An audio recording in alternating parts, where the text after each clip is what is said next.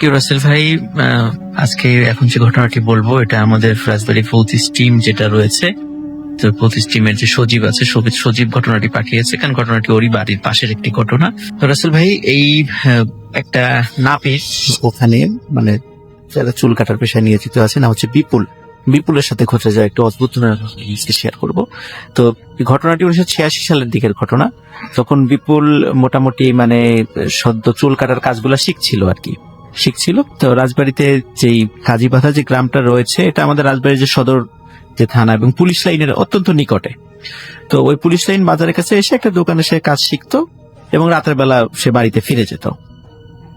তো রাসেল ভাই, ও যখন বাড়িতে ফিরে যেত, ওর যাওয়ার পথে কিন্তু একটা জায়গা আছে। ওর বাড়িটা মোটামুটি পুলিশ লাইন থেকে 4 কিলোমিটার ভিতরে। যাওয়ার সময় একটা জায়গা আছে, একটা ঝোপ আছে। তো স্থানীয়ভাবে এখন পর্যন্ত ওই জায়গাটা কানাইয়ের ঝোপ বলে এবং খুবই হন্টেড একটা জায়গা। স্টিল নাও সেখানে অনেক আগে থেকে সেখানে ভয়ঙ্কর কিছু ঘটনা ঘটে। যেমন কথিত আছে ওই কানাইয়ের ঝোপে ওখানে একটা বটগাছ আছে, সেখানে অনেকগুলো মানে জিন সাপের রূপে বসবাস করে। অনেকেই রাতের বেলা যাওয়ার সময় সেখানে বৃদ্ধ মহিলার আকৃতিতে সাদা কাপড় পরা মানে মানুষ সেখানে দেখে, সাপ খেলা করা দেখে। এরকম বহু ঘটনা ওখানে। এমনও আছে যে মানে সাপকে পিটিয়ে ভুল করে সাপ মনে করে, অরিজিনাল সাপ মনে করে পিটিয়ে মেরে ফেলেছিল। তার পরিবারের সব কয়জন সদস্যই সাপের কামড়ে মারা গেছে। এমন বহু ঘটনা ওখানে রয়েছে আর কি। তো ও একদিন কুরবানি ঈদের আগ দিয়ে, ঠিক তখন, কারণ ঈদের আগ দিয়ে মানুষ এমনি সেলুনে যায়, চুল কাটার জন্য বেশি করে যায়। তো যার কারণে সাধারণত অনেক রাত পর্যন্ত ভিড় থাকে। তো এরকম বেশ কুরবানির কয়েকদিন আগ দিয়ে রাত 12টা পর্যন্ত ওকে কাজ করতে হতো, তারপরে বাড়িতে যেত। তো একদিন রাত 12টার পরে যখন বাসার দিকে যাচ্ছিল ওর সাইকেলটা নিয়ে, তখন কানাইয়ের ঝোপের কাছে ঠিক যখন আসে, তখন সে দেখে যে দুটো লাশ রাস্তার ঠিক মাঝ বরাবর শায়িত। তখন ও তো বুঝে ফেলে যে এখানে তো এরকম ঘটনা ঘটে, এইটাও ওই মানে ভয়ঙ্কর কিছু ঘটতে যাচ্ছে আমার সাথেও। সে চিন্তা করে যে ছাক, এদিক দিয়ে যাবো না, যেহেতু একটা ভয়ঙ্কর জিনিস সামনে রয়েছে, আমি সাইকেলটা ঘুরিয়ে পিছন দিক দিয়ে চলে যাই, রাস্তার ব্যাক করি। যখনই রাস্তার ব্যাক করে, তখন দেখে ওর পিছন দিকেও দুটো লাশ শায়িত। তখন আসলে ও প্রচন্ড ভয় পায় এবং সে সেন্সলেস হয়ে পড়ে যায়। সকালবেলা রাসেল ভাই, ওর পরিবারের লোকজন সেখানে গিয়ে বিপুলকে উদ্ধার করে। কিন্তু রাসেল ভাইয়ের কাছে কিন্তু কোনো ওই সাইকেলটা ছিল না ওখানে। ওকে উদ্ধার করে বাড়িতে নিয়ে আসার পর মানে ও যখন জ্ঞান ফেরে, তখন কি হয়েছে বলে যে এরকম ঘটনা ঘটেছে। কিন্তু রাসেল ভাই, ওই ঘটনাটা বলার পরপরই ও না আর কাউকে চিনতে পারে না, ওর পরিবারের সদস্য কাউকে চিনতে পারে না এবং খুব দরকার ছাড়া কারোর সাথে কথাও বলেন। সবাই মনে করে হয়তো বা এই ভয়ের ঘটনাটা ঘটেছিল, যার কারণে ও সেন্সলেস হয়ে গেছে, যার কারণে দেখালো কাউকে মানে চিনতে পারছে না, এরকম সবাই মনে করে। এরকম রাসেল ভাই 1 মাস 2 মাস 3 মাস চলে যায়। একদিন রাতের বেলা হঠাৎ এই বিপুল সাইকেল নিয়ে হুমড়ি খেয়ে এসে নিজের বাড়ির দরজার কাছে এসে পড়ে আর চিৎকার করতে থাকে, আর সাথে সাথে সেন্সলেস হয়ে যায়। বাড়ির লোকজন বের হওয়ার পরে দেখে বিপুল সাইকেল নিয়ে বাড়ির উঠানের সামনে সেন্সলেস হয়ে পড়ে আছে। তো ওকে তাড়াতাড়ি করে মানে পানি টানি দিয়ে জ্ঞানটার ফেরানো হয়। ফেরানোর পর বাড়ির লোকজন বলে, কি ব্যাপার, তুই তো ঘুমিয়েছিস, তুই আবার সাইকেল নিয়ে কোথায় গেলি? বলে যে ঘুমাইয়াছিলাম কোথায়, আমি তো মাত্র মানে আমার সেলুনের কাজ শেষ করে ফিরছি। সেলুনের কাজ ফিরছি মানে তুই তো রাত্রেবেলা খাওয়া দাওয়া করে তুই ঘুমালি, আর এখন আমাদের সবাইকে চিনতে পারছিস? কিভাবে চিনতে পারছিস? তুই তো কিছুদিন আগেও চিনতে পারতি না। আমি তোমাদেরকে চিনবো কিছুদিন আগে কেন এসব বলতেছো? আমি তো মাত্র ওই কানাইয়ের ঝোপের কাছ থেকে ভয় পেয়ে দ্রুত সাইকেল নিয়ে মানে বাসার কাছে এসে পড়ে গেলাম আর সেন্সলেস হয়ে গেলাম। বলে তুই মাত্র আসলি মানে? তুই তো গত 3 মাস ধরে বাসা থেকে বের হইস না। তখন ও অবাক হয়ে যায় শুনে, 3 মাস ধরে বাসা থেকে বের হই না, আমি তো মাত্র দোকান থেকে ফিরলাম। তখন রাসেল ভাই ও জানতে পারে যে 3 মাস ধরে নাকি ও বাসায় এরকম সেন্সলেস হয়ে আছে, কিন্তু ওর বর্ণনা অনুযায়ী ও মাত্র ওই চুল কাটার দোকান থেকে কাজ শেষ করে ফিরেছে। তখন রাসেল ভাই ওর বাসা থেকে বলে যে হ্যাঁ, তোর যুক্তি যদি মেনেও নেই যে তুই 3 মাস ধরে তুই আজকে ফিরেছিস, তুই তো সেই কোরবানির ঈদের কথা বলছিস, কোরবানির ঈদ তারও 3 মাস আগে চলে গেছে। সবার কাছে জিজ্ঞেস করে আসলেই রাসেল ভাই 3 মাস আগে কোরবানির ঈদ চলে গেছে। কিন্তু ও আবার যে সেলুনের দোকানে কাজ করে সেখানে গিয়েও শোনে যে 3 মাস ধরে সে কাজে আসে না। এখন রাসেল ভাই এই যে 3টা মাস ও কোথায় ছিল? আরো সাইকেলটা রাসেল ভাই যখন পাওয়া যায় 3 মাস কিন্তু সাইকেলের কোনো হদিসও ছিল না, তো সাইকেল নিয়ে কোথা থেকে চলে আসলো? এটা কিন্তু আজও রাসেল ভাই এই সমস্যার কোন এই মানে রহস্যের কুল কিনারা আজ পর্যন্ত উদ্ঘাটিত হয়নি। বিপুল এখন রাজবাড়ির কাজীপাথার যে মোড়টা আছে ওখানে এখনো সে সেলুন, তার নিজস্ব সেলুন আছে, ওই এখনো জীবিত আছে। 1986 সালের ঘটনা যদিও সেই সময়ের, কিন্তু স্টিল নাও বিপুল জীবিত, কিন্তু আজ পর্যন্ত এই রহস্যের কোনো কুল কিনারা নেই। এটা ছিল রাসেল ভাই ফার্স্ট।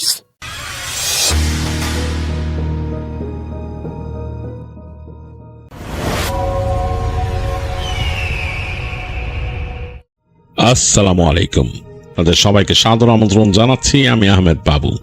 কেমন আছেন আপনারা? আশা করি সবাই ভালো আছেন। আমি আল্লাহর রহমতে ভালো আছি, আলহামদুলিল্লাহ। এই ঘটনাটি আমাদের দেশের দক্ষিণ পশ্চিমাঞ্চলের কোনো একটি গ্রামের শতবর্ষীয় আগের একটি লেজেন্ড। ঘটনাটি যার সাথে ঘটেছিল তার নাম ছিল মুন্নাফ মিয়া। মুন্নাফ মিয়া পেশায় একজন কৃষক, মানে ছোট কৃষক, দরিদ্র কৃষক, বয়সে যুবক। তিনি তার স্বল্প বিস্তর জমিতে কৃষিকাজ করতেন। এছাড়াও সময় পেলে তার পরিচিত যারা মানুষ আছেন তাদের জমিতে সাহায্য করেও কিছু আয় হতো তার।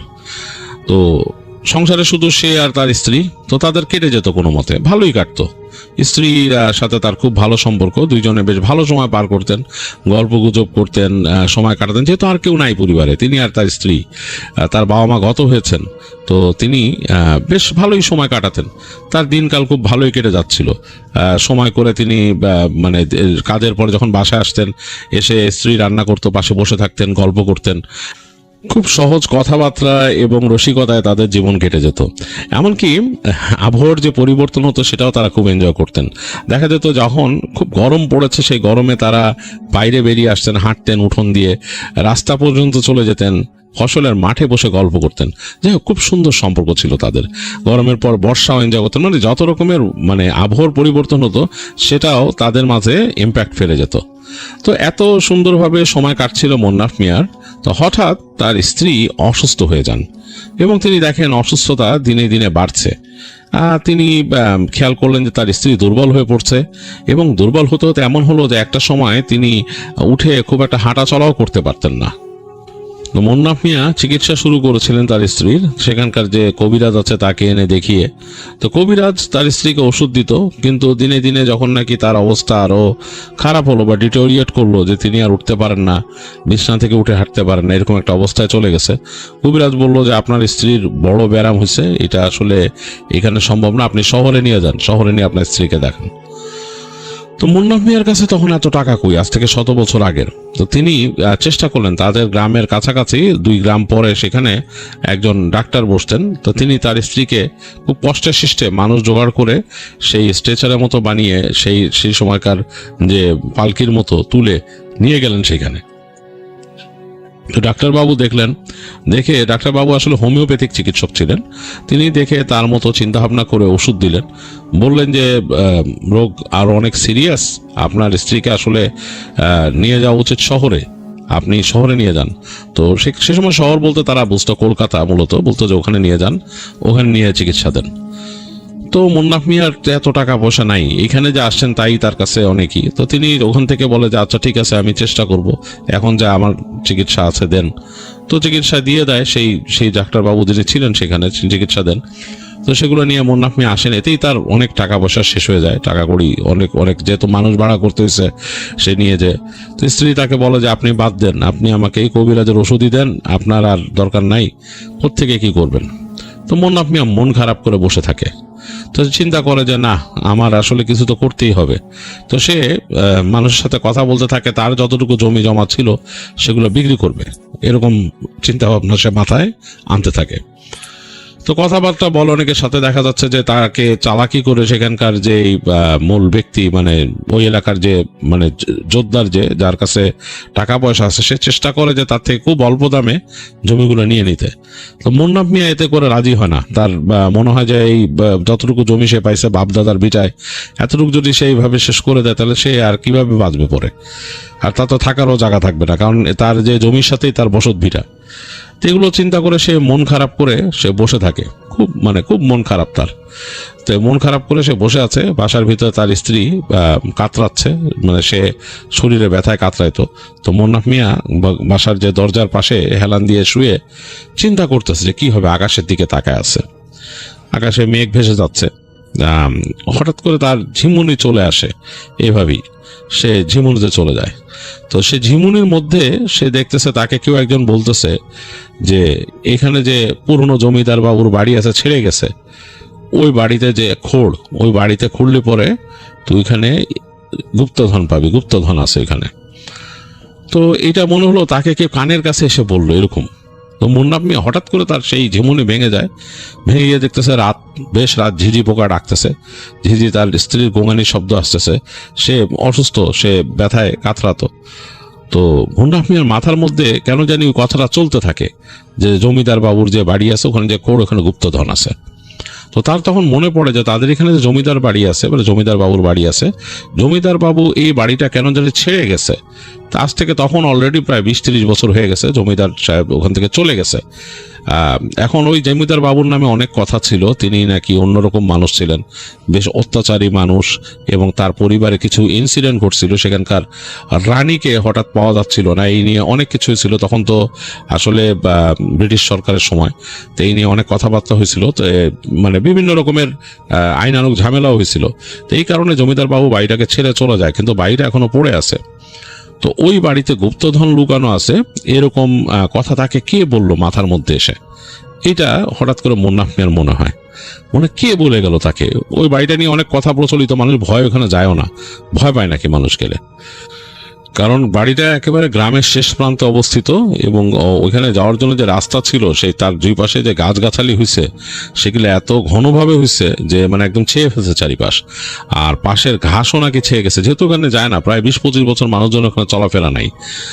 আর ওই বাড়িটা তো ওখানে বিশাল পুরনো বাড়ি, বিশাল করে করা, সুন্দর ডিজাইনে করা, এবং তার পাশে ওই বাড়ির পেছনের অংশটা কিন্তু বিশাল একটা খোলা প্রান্তর। মানে এক সময় ওখানে অনেক দূর পর্যন্ত খোলা জায়গা ছিল, তারপর জমিদার বাড়ির পুকুর ছিল, এরপর ফসলি জমি ছিল, যেখানে জমিদারের নিজস্ব অনেক খোলা জমি ছিল ওই পাশে, এবং সেই বিশাল প্রান্তর পার হয়ে দূরে নদী।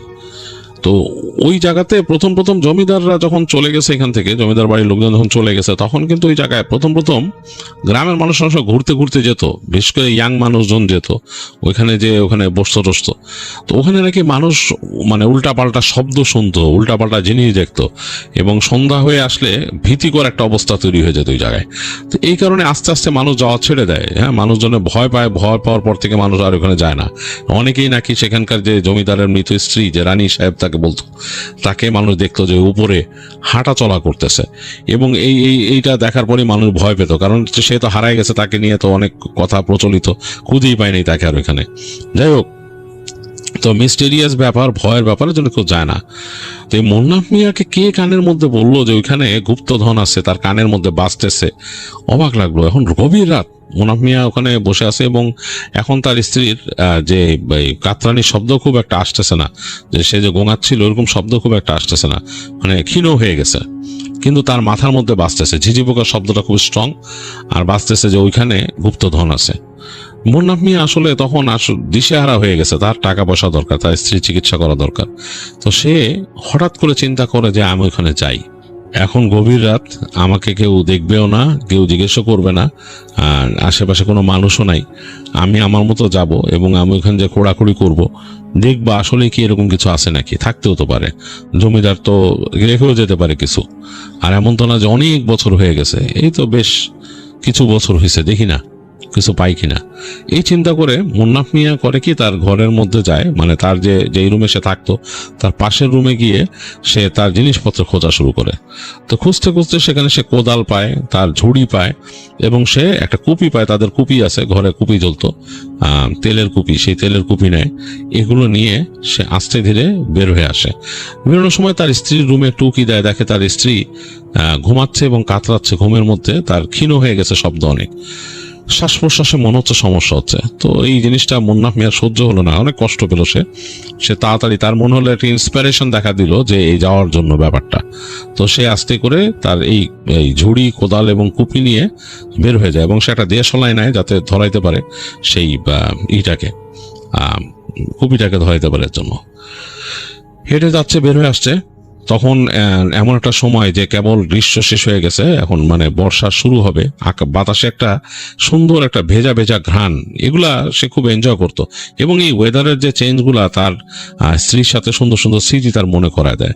তার কাছে খুব অন্যরকম লাগতে থাকে, মানে মনের মধ্যে একটা মানে হাহাকার করতে থাকে যে হায় রে আমার দিনগুলা ওনা হারায় গেল, আমি মানে কি হবে আমার। তো এগুলো চিন্তা করতে করতে সে আসছে, যেহেতু টাকা পয়সা নাই মানে তার কাছে, কি করবে এগুলো নিয়ে চিন্তা করতেছে, মানে ভয়ের কোনো চিন্তা তার মাথায় আসতেছে না। হাঁটতে হাঁটতে গ্রামের সেই জংলা জায়গায় চলে আসলো যেখানে নাকি জমিদার বাড়ির রাস্তা, মানে এই এই অংশটা মানুষ পথ মারায় না। হ্যাঁ, এই অংশ দিয়ে গেলে কিন্তু ওই যে জংলা জায়গা, গাছপালা, ঘাস এগুলোর মধ্যে উঠে যায় সেই পথ যে থাকে জমিদার বাড়ির ওখানে। এবং জমিদার বাড়িতে পৌঁছানোর পরে কিন্তু জমিদার বাড়ির পেছনে প্রান্তর, মানে অ্যাকচুয়ালি এই রাস্তাটা অব্যবহৃত একেবারে। যাই হোক, এখানে যে সে ঢুকে গেছে, অন্ধকার আরো গ্রাস করে নিছে।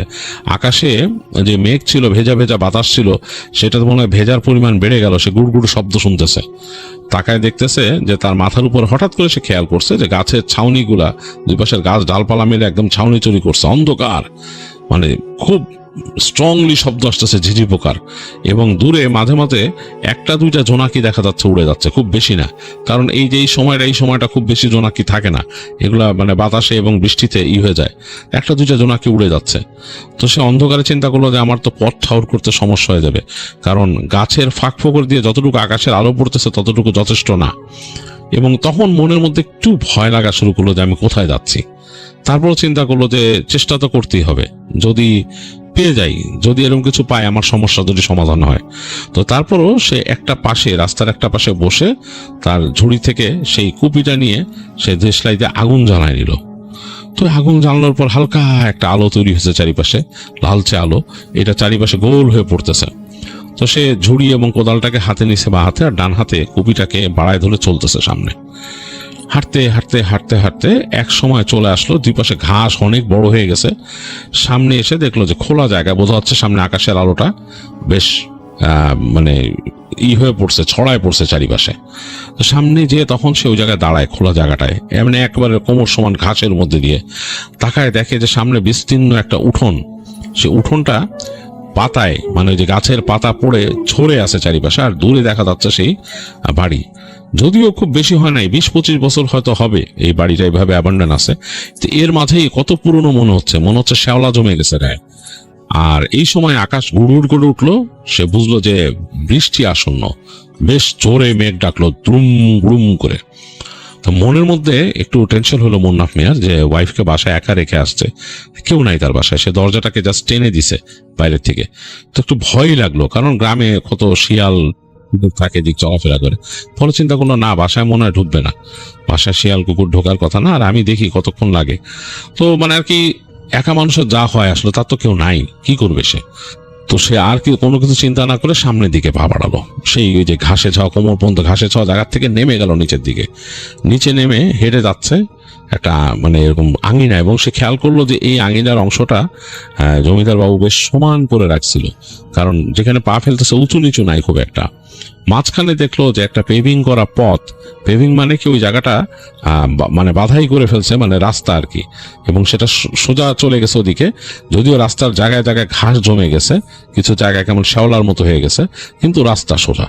তো সে হাঁটতে হাঁটতে সে রাস্তায় উঠলো। এই সময় সে দেখতেছে মানে মোটামুটি বাতাস বাড়তেছে চারিপাশে, গাছপালাগুলো বেশ নড়তেছে এবং আকাশে গুড়গুড় শব্দ বাড়তেছে।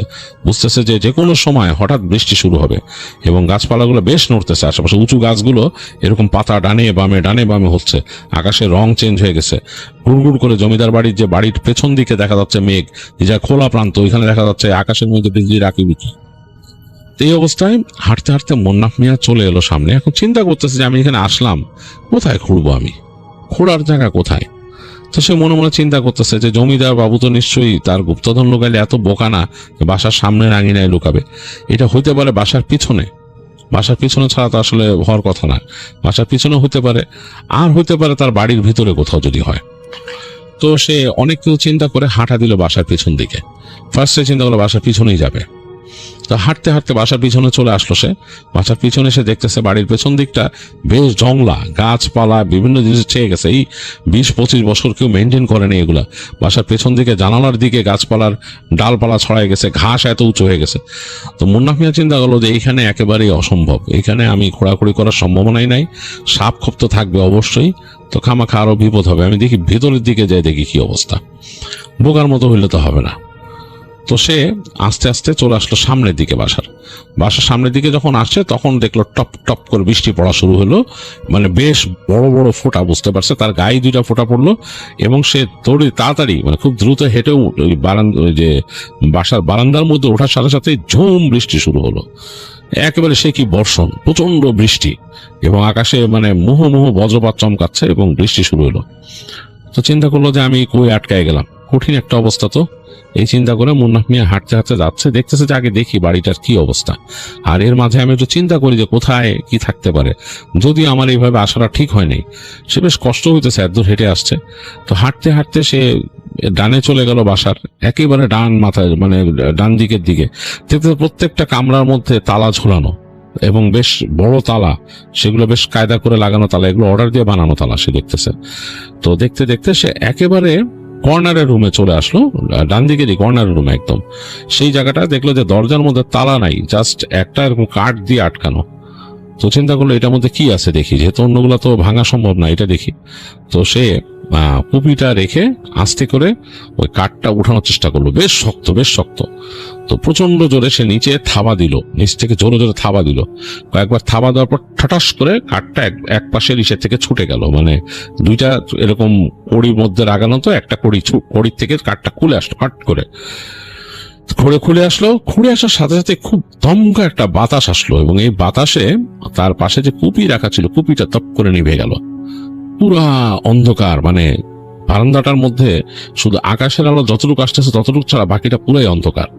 তো একটু থমকে গেল মুন্নাফ মিয়া, চিন্তা করলো যে কুপিটা হঠাৎ নেমে গেল, তো দরজাটা কি কুপি ছাড়াই খুলবো। এই চিন্তা করতে করতে সে দরজার ওই কাঠটাকে সরে রাখলো, বেশ ভারী একটা কাঠ। তো দরজাটার কাঠটা সরানোর পরে বুঝলো দরজাটা একটু বাইরের দিকে খুলে আসছে, মেলে আসছে, ভালো বাতাস, বারান্দার মধ্যে ভালোই বাতাস খেলা করতেছে। তো সে হাত বাড়ে আন্দাজে বুঝলো কুপিটা কোথায় আছে, নিল কুপিটাকে নিয়ে আস্তে করে দরজাটাকে মেলে ধরলো, বাইরের দিকে মেলে যায়। মেলার পর একটা সোদা গন্ধ, কেমন জানি ঘরের মধ্যে থেকে একটা সোদা বদ্ধ গন্ধ বেরোলো দিকে, এবং এই যে বাতাস খেলা করতেছে, বাতাস রুমের মধ্যে ঢুকলো। একটা শব্দ হচ্ছে, হু করে হুইজেলিং শব্দ হচ্ছে, বাতাসের হুইসেলের শব্দ হচ্ছে। শব্দটা সে পাচ্ছে, পুরো এই পাশ থেকে ঢুকে বাসতে বেরো যাচ্ছে, এর মাঝে মেঘের শব্দ, বৃষ্টির শব্দ। তো মুন্নাফ মিয়া আস্তে করে সেই হারিকে তার যে কুপিটা একপাশে রেখে সে তার দেশলাই বের করে কুপিটা আবার জ্বালালো। কুপি জ্বালানোর পর ঘরের মধ্যে আলোকিত হলো। তো সে মোটামুটি একটা কোণ বের করে যে জায়গায় বুঝলো যে এই জায়গায় বাতাসের মানে বাড়ি খাবেন, ওই জায়গায় রাখলো। কুপির আলোতে দেখা যাচ্ছে পুরনো একটা ঘর, আর আসবাবপত্র তেমন নাই, পুরনো একটা চেয়ার আছে, মাকড়সার জাল পড়ে গেছে, চারপাশে একটা টেবিল, এবং একপাশে একটা আলনার মতো, এবং সেটা খুব সুন্দর করে বানানো আলনা। তো চিন্তা করলো মুন্নাফ মিয়া এগুলো কেউ নেয় নাই কেন এখান থেকে, এরকম খোলা রেখে গেছে একটা কাঠ দিয়ে, শুধু আর কিছু নেয় নাই। চিন্তা করতে করতে সে হেঁটে চলে আসলো একেবারে ঘরের কর্নার পর্যন্ত। এখানে কিন্তু কুপির আলো খুব পোষাচ্ছে না, মানে খুব সামান্য, মানে যেহেতু একটা আলোর সোর্স আছে সেখান থেকে সামান্য যতটুকু আলো আসে এতটুকু। আর সে তার ঝুড়ি কোদাল এগুলো কিন্তু রেখে দিয়েছে দরজার কাছে। তো সে আস্তে আস্তে হেঁটে একদম সামনে এসে দেখলো একটা লোহার ট্রাঙ্কের মতো, সিন্দুকের মতো রাখা।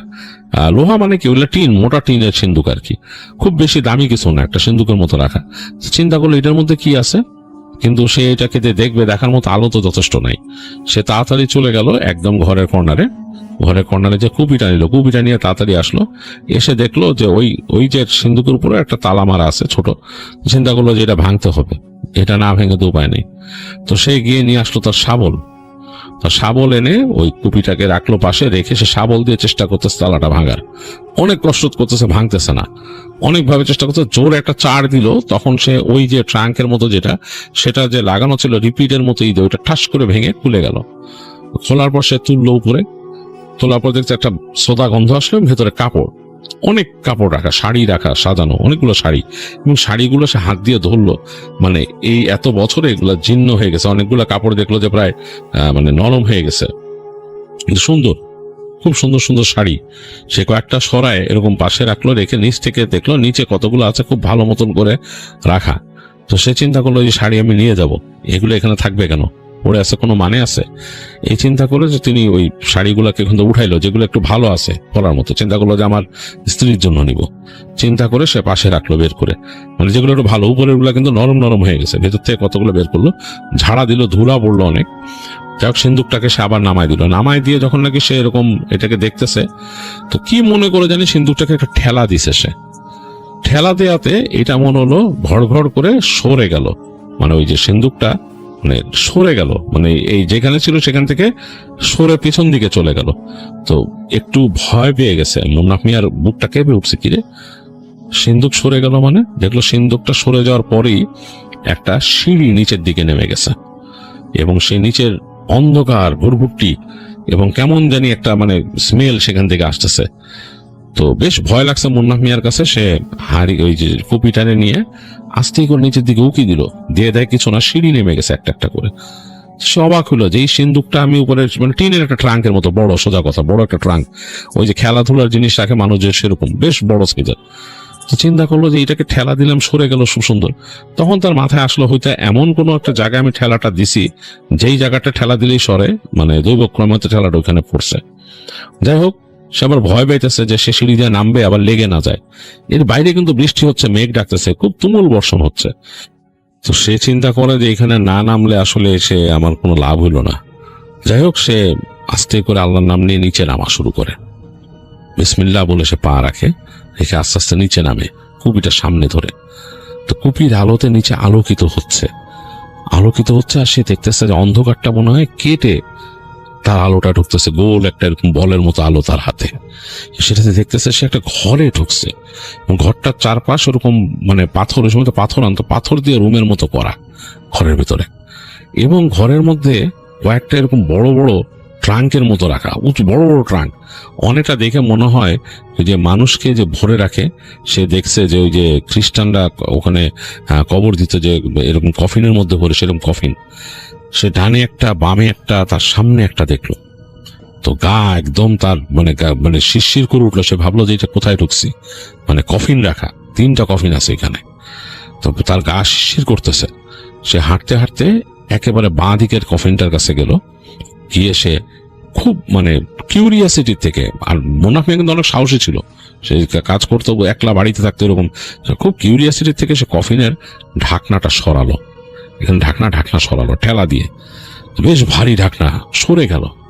সরে যাওয়ার পর সে ভেতরে দেখতেছে যে কঙ্কাল, একটা কঙ্কাল আছে, এবং কঙ্কালটার গায়ে কাপড় জড়ানো, মানে কাপড় পরানো, এবং সে কাপড় মনে হচ্ছে খুব মানে দামি কাপড়, মানে বিদেশি কায়দার স্যুটের মতো কাপড়, এবং খুব সুন্দর সে দেখতেছে। তো কি মনে করে সে ধরলো না, কারণ এই কাপড় তার কোনো প্রয়োজন নাই, সে আবার টেনে দিল। সে মনে করলো এটা জমিদারের কোনো পূর্বপুরুষ বা কারো হয়তো সমাধিস্থল। যাই হোক, এখানে হয়তো কারো সমাধি আছে, কিন্তু কফিনে কেন, এইভাবে কেন? তিনি জানেন যে জমিদার কিন্তু খ্রিস্টান ছিলেন না, এটা তিনি জানতেন। যাই হোক, তিনি হেঁটে গেলেন ডান দিকে দেখলেন যে কফিনটা, সেটা তিনি সরালেন, সেটা ওরকম ঢাকনা দিয়ে সরালেন। সেখানেও দেখলেন যে এরকম খুব দামি সেই সময়কার খুব রাজসিক কাপড় পরা একটা কঙ্কাল উপর রাজশাহী কাপড় পরানো, খুব সুন্দর এবং কারুকার্য করা অনেক কিছু। তো বুঝতে পারলেন যে এগুলার যে কাপড়ের মানও অনেক ভালো, এই কারণে এত বছরও তেমন কিছু হয় নাই। এবং সেই যে কফিনগুলো সরাইছে সেটার ভিতরেও খুব সুন্দর দামি চকচকা কাপড়, মানে আসলে উনি বুঝতে পারেন নাই যেগুলো সাটিন টাইপের কাপড় দিয়ে করা। যাই হোক, তিনি আবার টেনে দিলেন, এবং এই যে কফিনগুলো তিনি সরাচ্ছেন, কফিনগুলো কিন্তু অনেক দামি কাঠের। তিনি বুঝতে পারছেন যে এগুলা বিদেশ থেকে, মানে এগুলোর উপরে এই রং করানো, মানে বার্নিশ করানো, আসলে চকচক করতেছে।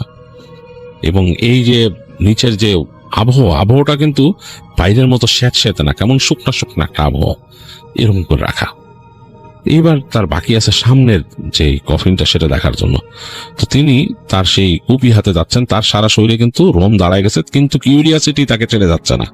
তিনি চিন্তা করতে পারতেছেন না যে ঘটনাটা কি, মানে এইখানে কেন এরকম সমাধি রাখা। জমিদার বাবু তো আসলে খ্রিস্টানও ছিলেন না, তার এরকম এখানে সমাধি কক্ষ কেন, আর এরকম লুকানো। তো তিনি গেলেন একদম মানে সোজা যে কফিনটা ছিল সেটার দিকে। তো সেটাতে গিয়ে তিনি এই একইভাবে দেখলেন যে কফিন রাখা, তো কফিনটাকে আস্তে করে তিনি ঠেলা দিলেন। তো ঠেলা দেওয়ার পর সেই কফিনের ঢাকনা সরে গেল। ঢাকনা সরে যাওয়ার পর তিনি জাস্ট উকি দিলেন আগের কফিনগুলোর মতোই। উকি দিয়ে তিনি তার বুকের মধ্যে ধক করে উঠলো, কারণ এইখানে যে কফিনটায় তিনি যেই কঙ্কালটা দেখতেছেন, কঙ্কাল বলতে বডি বোঝা যাচ্ছে শরীরের, কিন্তু সেইখানে সেই কঙ্কালের যে মানে খুলিটা, মাথাটা, সেটা খুলে রাখা, মানে ওইটার সাথে লাগানো না। এর আগে কিন্তু যে দুইটা দেখছেন সেটার মধ্যে মাথার যে খুলিটা ওখানে সাথেই ছিল, ড্রেসের সাথেই রাখা ছিল, মনে হচ্ছিল যে শুয়ে আছে এরকম। তো এখানে মনে হচ্ছে যে তার খুলিটাকে আলাদা করে কেউ পাশে রাখছে, মানে কফিনটার এই যে ড্রেসটা পরা এবং একটা মহিলার কাপড় পরা, খুব দামি কোনো শাড়ি, যে শাড়িটা খুবই দামি, তার কুপির আলোতে ঝকমক করে উঠছে, মনে হচ্ছে ঝলসে গেছে, সোনালী কালার, মানে স্বর্ণের সুতা দিয়ে তৈরি এরকম। তো মানে তার মানে বুকের মধ্যে ধক করে উঠছে, এবং সেটার মাথার জায়গাটাতে যে তার খুলিটা থাকে, খুলিটা নাই, খুলিটা আলাদা করে রাখা পাশে। খুব অবাক হয়ে গেলেন তিনি, এবং তিনি মানে ভয় পাইছেন, মোন্নাফ মিয়া খুব ভয় পাইছেন। তিনি আরেকটু ঢাকনা সরাইলেন কিউরিয়াসিটি থেকে, এবং দেখলেন ঠিক সেই কঙ্কালের হাতের জায়গায় যথেষ্ট পরিমাণে গয়না, মানে জড়োয়া, হাতের জড়োয়া, চুড়ি, বড় বড় বালা লাগানো, এবং তার এই গলার যে তার খুলিটা তো খুলে রাখা পাশে, কিন্তু গলার কাছে বড় স্বর্ণের হার একেবারে এই পর্যন্ত নেমে গেছে, কঙ্কালের একেবারে পেটের কাছ পর্যন্ত নামানো, এত এত বড় স্বর্ণের হার, এবং এরকম ভারী। তো তিনি এক পর্যায়ে পুরো ডালাটাই সরায় ফেললেন। সরায় দেখলেন যে সেই কঙ্কালের পায়ের উপরও এরকম মানে নুপুর মল পরানো স্বর্ণের এরকম দামি, এবং যে শাড়িটাও সেটা মনে হচ্ছে যে স্বর্ণের সুতা দিয়ে তৈরি করা। তো তিনি থরথর করে কাঁপতেছেন এগুলো দেখে, এবং তার কপির আলোতে এগুলো ঝলক দিচ্ছে পুরা। তো মোন্নাফ মিয়া ভাবছিলেন যে তিনি ঢাকনা নামাই দিবেন, কিন্তু তিনি মানে তার প্রচন্ড লোভ হলো যে এত স্বর্ণ গহনা আমি এগুলো রেখে যাব এখানে। তো তিনি কি করলেন, ওই গলার হাড়টাকে ফার্স্টে নিলেন, খুলতে কোনো কষ্টই হলো না, যেহেতু তিনি ওই দেখছেন যে খুলিটা সরা রাখা, এবং তিনি খেয়াল করলেন, আর দেখে মনে হলো যে এখানে যে ঘাড়ের হাড়টা এটা আলাদা করা হয়েছিল, মানে কোনোভাবে এটা মানে এটা আলাদা করেই রাখা হয়েছে মাথাটাকে সেখান থেকে, মানে এটা এই বডিটা যখন রাখা হয়েছে তখন এটা আলাদাই ছিল এরকম। এবং তিনি খুব অবাক হলেন যে শাড়ি যেটা দেখতেছেন, শাড়িটার ঠিক ঘাড়ের কাছ দিয়ে মনে হচ্ছে কালচে হয়ে গেছে, স্বর্ণালী রংটা ওখান থেকে কালচে, পুরো কালচে। তো মনে হলো যে এক সময় এই জায়গায় হয়তো রক্ত ছিল, সেগুলো শুকায় এরকম হয়ে গেছে। তারপরও তিনি স্বর্ণের সে হাড়টাকে খুলে নিলেন, ওখান থেকে খুলে নিয়ে তিনি দেখলেন বেশ ওজন। তিনি আর কোনো কথা বলতে পারলেন না, তিনি তাকে যেন লোভ পেয়ে বসছে, আসলে তার অর্থবিত্তের এমন চাহিদা ছিল, আর তার লোভও তাকে অন্ধ করে ফেলছে। সে দ্রুত হাতে তিনি হাড়টা খুলে নিলেন, হাড়টা তুলে নিয়ে পরে একদম খুলে নিয়ে তিনি বাইরে রাখলেন কফিনে। তার মাথার মধ্যে যখন চিন্তা করতেছে এটাকে আমার নিতেই হবে, তিনি চিন্তা করলেন যে না, আমি তো ঝুড়িটা আনি নাই, তখন নিচ থেকে তিনি চিন্তা করলেন যে ঝুড়িও নিয়ে আসতে হবে আমাকে। তিনি ওই তার কুপিটা নিয়ে এক দৌড়ে উপর উঠে আসলেন, উঠে এসে তার ঝুড়িটাও নিয়ে নামলেন, আবার হুড়মুড় করে নিচে নামলেন, নেমে সেই ঝুড়ির মধ্যে সেই হারটাকে তুললেন। তিনি হাতের যত বালা চুড়ি ছিল সব খুললেন, পায়ের যে ওখানে ছিল সেটাও খুললেন, খুলে সবকিছু তার ঝুড়িতে রাখলেন। ঝুড়িতে রেখে সে তিনি তাকায় চিন্তা করতেছেন শাড়িটা এখন নেবো নাকি। তো পরে চিন্তা করলেন যে শাড়িটার গলার কাছে যে কালচে হয়ে আছে এইটাকে আমি কি করব, এটা তো কিছু করার নাই। তো তিনি ওই শাড়িটাকে আর নিলেন নাকি মনে করে তিনি আস্তে করে ঢাকনাটা টেনে দিলেন।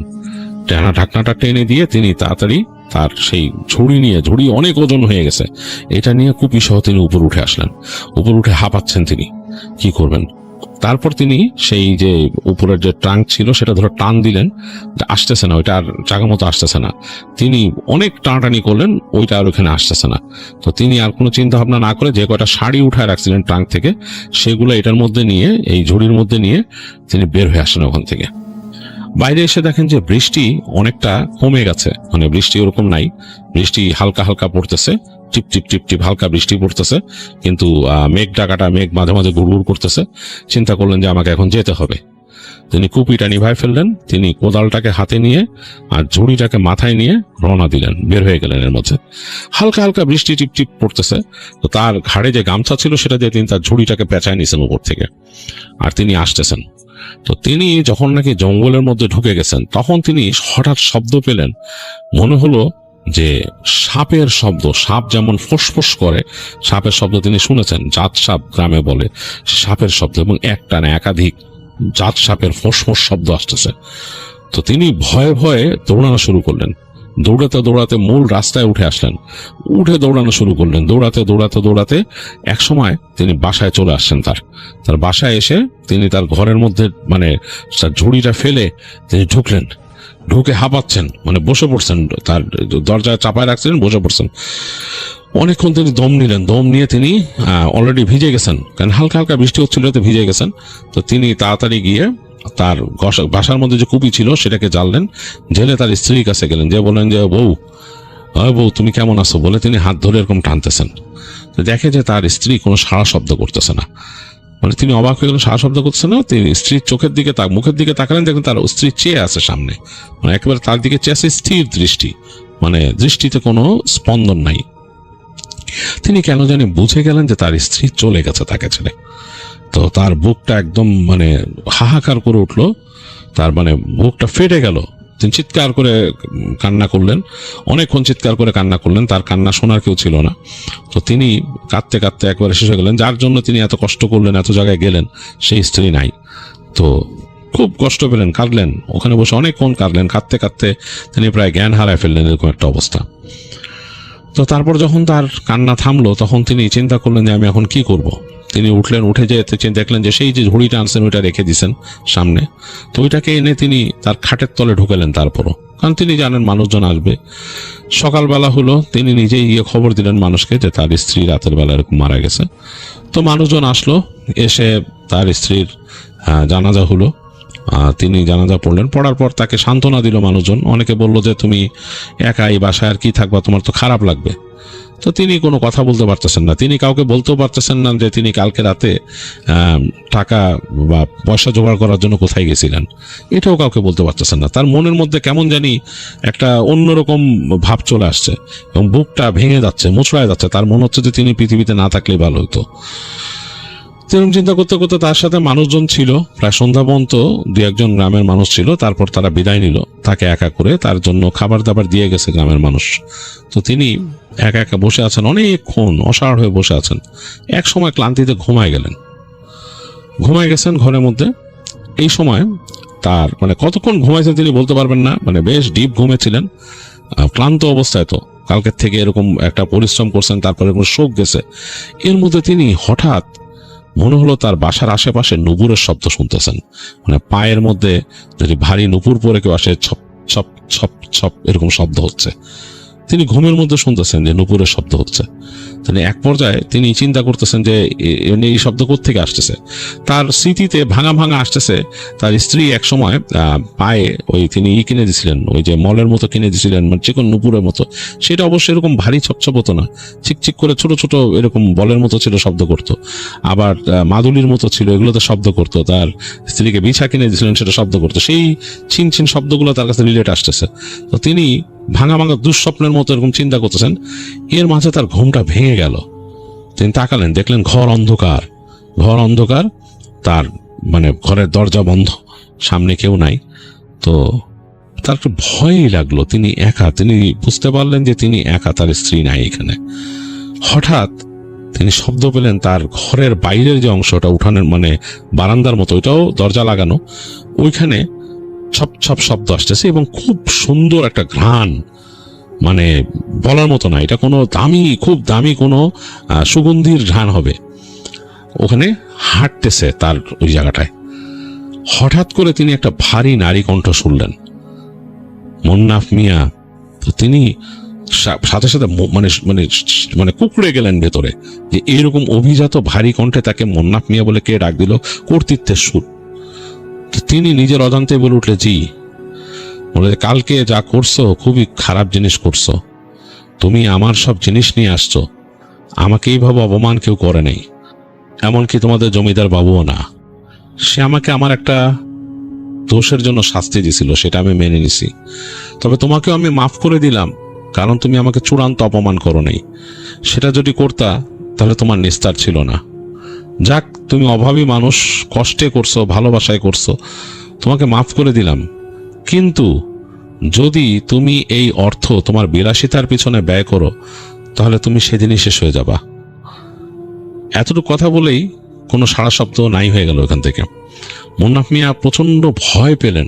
তিনি চিন্তা করলেন কে কথা বললো তার সাথে, এরকম অভিজাত নারী কণ্ঠ তার ঘরের মধ্যে কোত্থেকে আসলো। তিনি ভয় থরথর করে কাঁপতেছেন।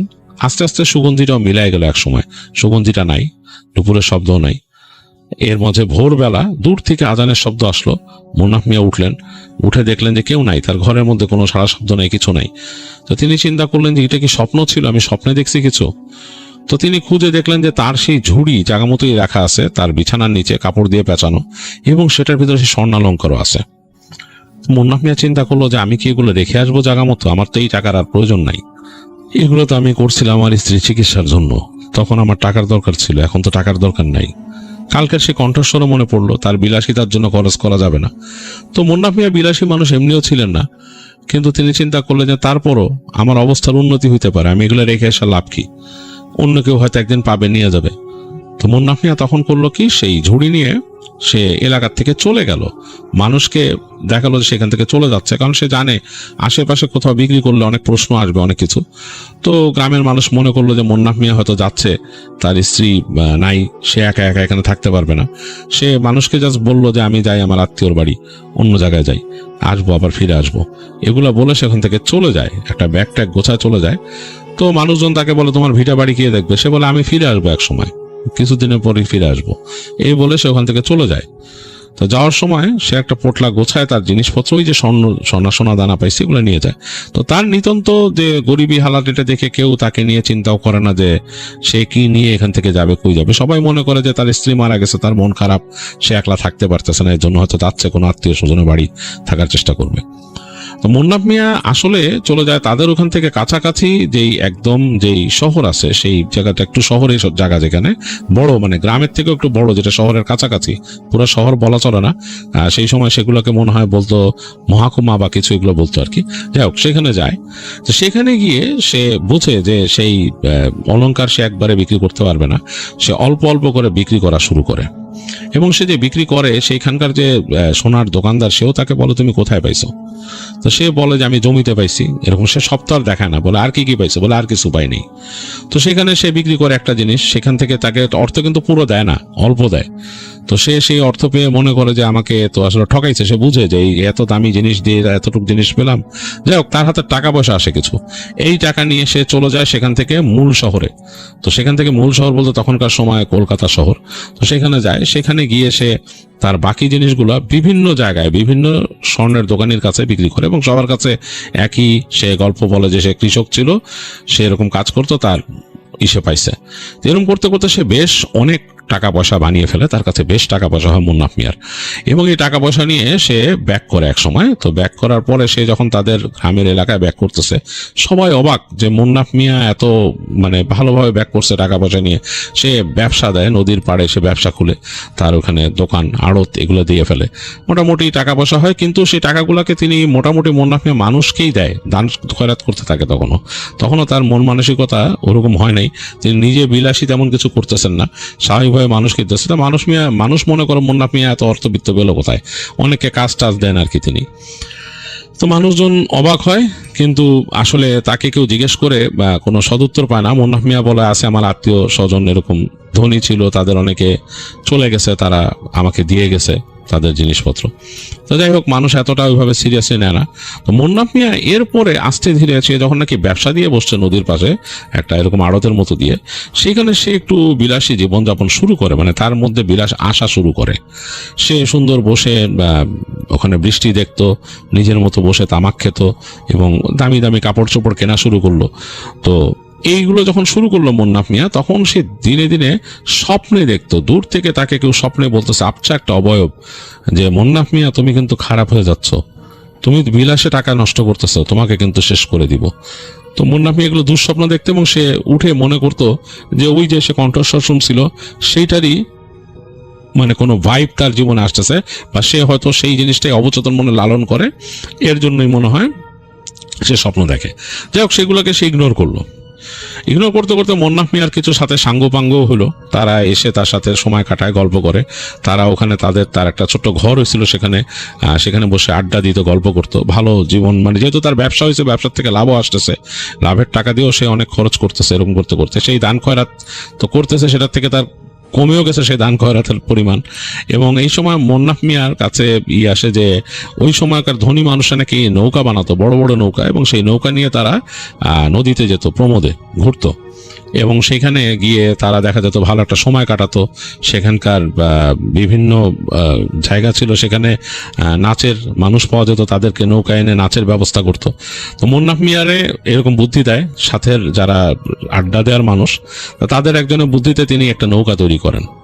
খুব সুন্দর করে নৌকা তৈরি করেন। তাদের গ্রামের এবং তাদের গ্রামের কাছের গ্রাম থেকে ভালো কারিগর এনে ভালো কাঠ দিয়ে সে নৌকা বানান, এবং সে নৌকা তৈরি করে, নৌকা একেবারে তৈরি পরিপাটি নৌকা, এবং তার সাথে কয়েকজন সঙ্গী সাথীও ওঠে, ধনী মানুষ। এবং এদেরকে নিয়ে তিনি নৌকা নিয়ে প্রমোদে বের হন, যে তিনি যাবেন এবং অমুক জায়গায় যাবেন, সেখানে যে তারা থাকবেন, ঘুরবেন, সেখানে নাচ দেখবেন, সেখানে আছে সেখানকার নৃত্যখানা, যেটাকে বালাখানা বলে, সেটা আছে, সেখানে যে সময় কাটাবেন। তারপর তারা নৃত্যশিল্পী নিয়ে নৌকা আসবেন, নাচ দেখবেন, এরকম। তো মোন্নাফ মিয়া বের হয়ে যান নৌকা নিয়ে, এবং তিনি তার সেই প্রমোদে বের হন। তিনি এতদিনে অনেক পরিবর্তিত মানুষ হয়েছেন, এবং তার মধ্যে আগের সে সহজ সরল মুন্নাফকে পাওয়া অনেক কঠিন। তো তিনি গেছেন সেখান থেকে ঘোরাফেরা করে আসছেন। এসে তিনি রাতের বেলা তার ওখানে নাচের আয়োজন হয়েছে, তার বড় নৌকার মধ্যেই সেখানে তারা সেই তাদের যে জলসা ঘর সেটা বানিয়েছিল, সেখানে নাচ দেখলেন। নাচটা দেখে মোন্নাফ মিয়া হালকা পাতলা তখন নিজের মতো সুরা খাওয়া শুরু করছেন।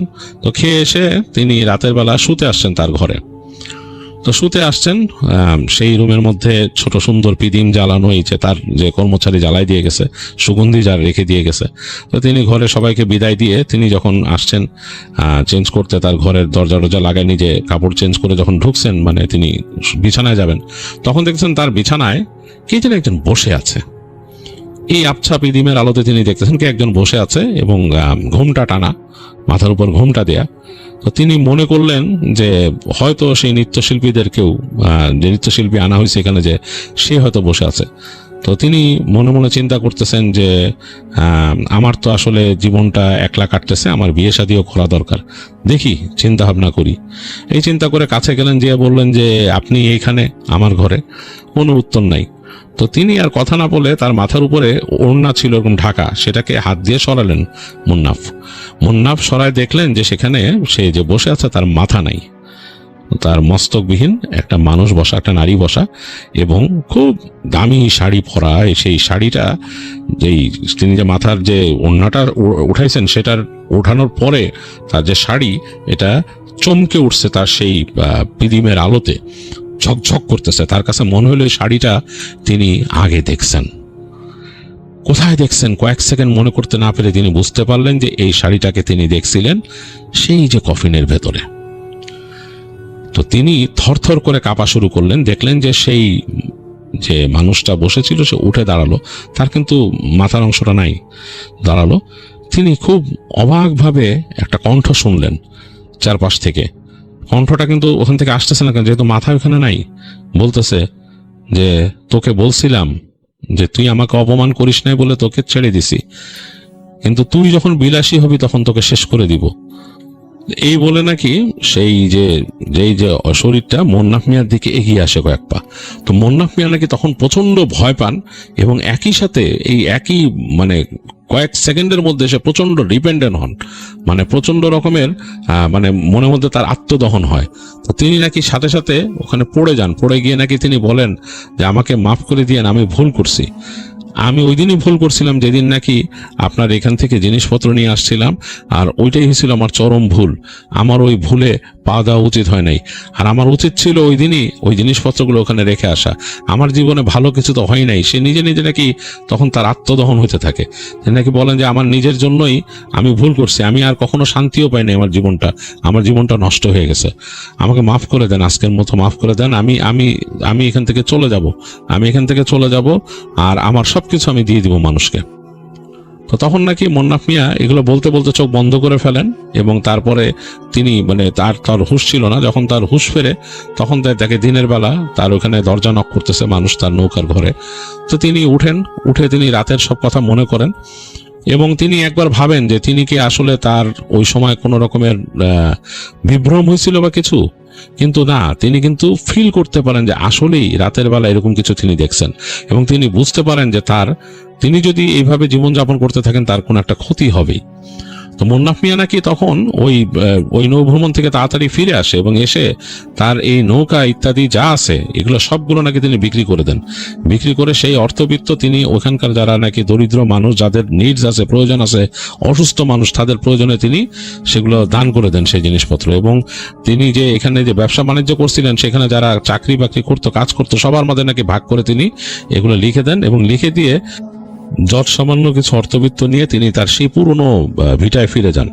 তো সেখানে গিয়ে দেখেন যে খুব খারাপ অবস্থা, ভিটার অবস্থা কেউ তো আর দেখে না। তো সেটারে তিনি টুকিটাকি নিজে হাতে আবার ঠিকঠাক করেন, নিজেই কৃষি কাজ আবার শুরু করেন, এবং নিজে ওখানে থাকা শুরু করেন আস্তে আস্তে, এবং পুরোপুরি ধার্মিক টাইপের মানুষ হয়ে যান। তো এরপরে তার কাছে যারা আসতো, তিনি তার জীবনের ঘটনা তাদেরকে বলতেন, যারা তার কাছে আসতো গল্প করতো তার সাথে। তার কিছু বন্ধু বান্ধব হয়েছিল, এবং যিনি ধর্মকর্ম করতো তার সাথে কিছু মানুষও একসাথে এই চর্চা করত। তো তাদেরকে তিনি বলতেন যে তিনি কি ভুল করছিলেন, তার এই জীবনের ঘটনাটা বলতেন, এবং এইভাবেই মন্নাফ মিয়ার দিন চলে গেছিল। তো এক পর্যায়ে তিনি বৃদ্ধ বয়সে তিনি মানে তাকে আর মানুষজন দেখতো আর কি গ্রামের। তো এইভাবেই তিনি চলে যান ওখান থেকে। এই হচ্ছে মন্নাফ মিয়ার ঘটনা।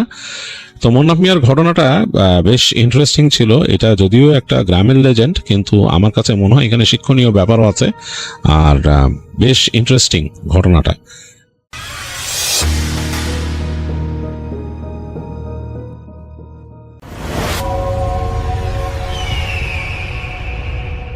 আসসালামু আলাইকুম রাসেল ভাই, আশা করি আপনি ভালো আছেন। আলহামদুলিল্লাহ, আমিও ভালো আছি। আজ আমি আপনাকে যে ঘটনাটা বলবো সেটা আমাদের সাথে ঘটে যাওয়া একটা সত্য ঘটনা। আশা করি আমার এই ইমেলটি সবার সামনে পড়ে শোনাবেন। ঘটনাটা ঘটেছিল আমাদের এই এলাকায়, গ্রামের নাম সুপারকান্দি, রাজননগর থানা, নলুয়ামুখ, কালাবাজার। আমাদের গ্রামের রাস্তা এখনো আগের মতোই আছে। স্বাধীনতার এত বছর পরেও সব জায়গায় রাস্তা এখনো পাকা হয়নি। যাই হোক, মূল ঘটনায় আসি। আমাদের বাড়ি থেকে প্রায় 80 মিটার দূরে একটি মসজিদ আছে, যেখানে সবাই নামাজ আদায় করেন। তবে আমি সাধারণত বাড়ি থেকে প্রায় 20 মিটার দূরের একটি মসজিদে নামাজ পড়ি, এবং মাঝে মাঝে আমি আজান দিই। তো ঘটনাটা 2016 সালের একদিন এশার নামাজের সময় প্রচণ্ড বৃষ্টি হচ্ছিল। আমার এক চাচাতো ভাই, যিনি কোরআনে হাফেজ, আমার সাথে একটি ছাতা নিয়ে এলেন এবং তিনি বললেন, চল এশার নামাজ পড়তে যাই। আমি বললাম, আজ আর যাব না, আবহাওয়া খুব খারাপ। কিন্তু সে কিছুতেই মানলেন না। শেষ পর্যন্ত তার কথায় আমি রাজি হয়ে গেলাম। তখন আমাদের কাছেও স্মার্টফোন ছিল না। আমরা দুজনেই টর্চ লাইটের হাতে নিয়ে মসজিদের উদ্দেশ্যে রওনা দিলাম। মসজিদে যাওয়ার পর একটি পুরনো কবরস্থান ছিল। মসজিদে যাওয়ার পথে একটি পুরনো কবরস্থান ছিল। কবরস্থানটি দিনের বেলা তো বেশ অন্ধকার লাগতো, কারণ বড় বড় বাঁশঝড়ের ছায়া পুরনো রাস্তাটার উপর পড়ে থাকতো। সেদিনও চারপাশ খুবই অন্ধকার ছিল। বৃষ্টি আর বাতাসের শব্দে পরিবেশটা আরো ভৌতিক হয়ে উঠেছিল। তো আমরা যখন বাঁশঝড়ের কাছে পৌঁছালাম তখন আমার খুব ভয় লাগতে শুরু করলো। আমি আমার ভাইকে বললাম, চল ফিরে যাই। কিন্তু সে বলল, আরে মসজিদ তো এখান থেকে দেখা যাচ্ছে, আর একটু গেলেই তো পৌঁছে যাব।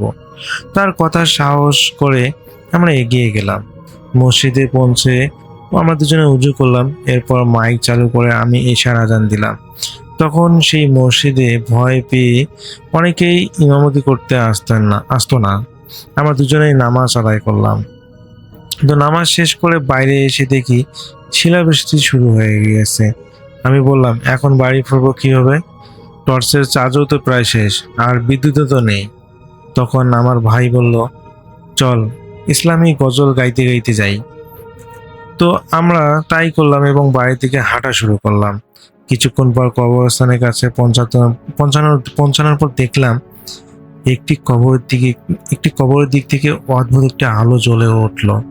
আমি ভয় পেয়ে ভাইকে বললাম, চল তাড়াতাড়ি এখান থেকে চলে যাই। ঠিক তখনই আমাদের জীবনের সব থেকে অদ্ভুত ঘটনাটা ঘটলো। হঠাৎ দেখি আমাদের সামনে একটা অপূর্ব সুন্দরী মেয়ে দাঁড়িয়ে আছে। তাকে দেখে মনে হচ্ছিল যেন আকাশ থেকে পরী নেমে এসেছে। মেয়েটি আমার চাচাতো ভাইকে উদ্দেশ্য করে বলল, আপনার কোরআন তেলাওয়াত আমার খুব ভালো লেগেছে, আপনাকে আমার অনেক পছন্দ হয়েছে। তো আমার ভাই অবাক হয়ে বলল, আপনি কে? আমি তো আপনাকে চিনি না। তখনই আমি একটি ভয়ঙ্কর বিষয় লক্ষ্য করলাম, মেয়েটির পা উল্টো দিকে ছিল। এটা দেখেই আমার শরীর যেন ঠান্ডা হয়ে গেল। ভয়ে আমি আর কোনো কথা বলতে পারতেছিলাম না। কিন্তু আশ্চর্যের বিষয়, আমার ভাই যেন তার কথার মধ্যে পুরোপুরি মগ্ন হয়ে গিয়েছিল। তারা কি কথা বলতেছিল আমি কিছুই বুঝতে পারতেছিলাম না। এরপর হঠাৎ আমার মাথা ঘুরতে লাগলো এবং আমি জ্ঞান হারিয়ে ফেললাম। পরের দিন ফজরের সময় গ্রামের একজন মুরব্বী চাচা আমাদের ডাক দিয়ে ঘুম থেকে তোলেন এবং আমরা অনুভব করি যে আমরা দুজনেই জ্ঞান হারিয়ে ফেলেছিলাম। এবং যখন আমরা জ্ঞান ফিরি তখন দেখি যে এলাকার একজন মুরব্বী চাচা আমাদেরকে জ্ঞান ফিরিয়েছেন এবং তিনি হলো আমাদেরকে যখন ডাক দেন, আমরা যখন জ্ঞান ফিরি এবং আমরা দেখি যে ওই কবরস্থানের পাশেই আমরা পড়ে আছি। আমরা অবাক হয়ে জিজ্ঞেস করলাম, আমরা এখানে কিভাবে এলাম? তারপর রাতের পুরো ঘটনাটা চাচাকে খুলে বললাম এবং সব কথা শোনার পর তিনি কিছুক্ষণ চুপ করে থেকে বললেন, তোমরা খুব ভাগ্যবান, আল্লাহর রহমতে প্রাণে বেঁচে গেছো। এটা কোনো সাধারণ মানুষের কাজ ছিল না। তো রাসেল ভাই, আজও সেই রাতের কথা মনে পড়লে শরীরটা শিউরে ওঠে। জীবনে অনেক কিছু দেখেছি, কিন্তু সেই রাতের অভিজ্ঞতা কখনো ভুলতে পারিনি। রাসেল ভাই, এই ঘটনাটা আমাকে পাঠিয়েছেন একজন শ্রোতা, তিনি নিয়মিত হতে শুনেন। তো তিনি বলেছেন যে ঘটনাটা শেয়ার করার জন্য। তো ঘটনাটা আমি আমার মতো করে শেয়ার করলাম। যদি ঘটনাটা আপনার ভালো লেগে থাকে তাহলে আপনি ভূতে শেয়ার করে দিবেন আপনার মতো করে। তো আমি রিপন লালমিয়া থেকে বলতেছি। আমি জানি না ঘটনাটা আপনাদের কেমন লেগেছে, অবশ্যই জানাবেন। তো সবাই ভালো থাকবেন, সুস্থ থাকবেন, এই প্রত্যাশায়। আল্লাহ হাফেজ।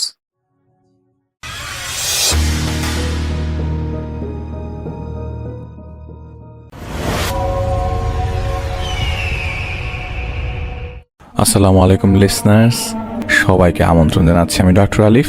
আশা করছি আপনারা সবাই ভালো আছেন, সুস্থ আছেন।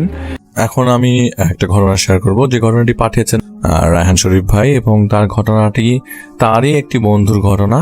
তার বন্ধু ইশতিয়াক আহমেদ, তার কাছ থেকে তিনি কালেক্ট করেছেন। এবং ঘটনাটি ঘটেছে লাকসাম উপজেলার একটি প্রত্যন্ত গ্রামে।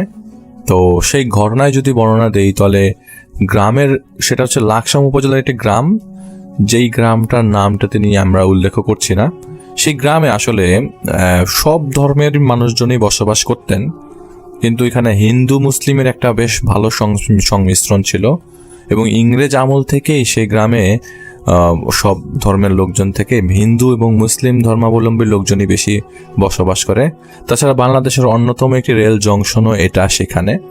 সেখানে সবাই খুব ভালোভাবেই নিজের জীবন চালিয়ে দিত নিত্যদিনের উপার্জনের মাধ্যমে।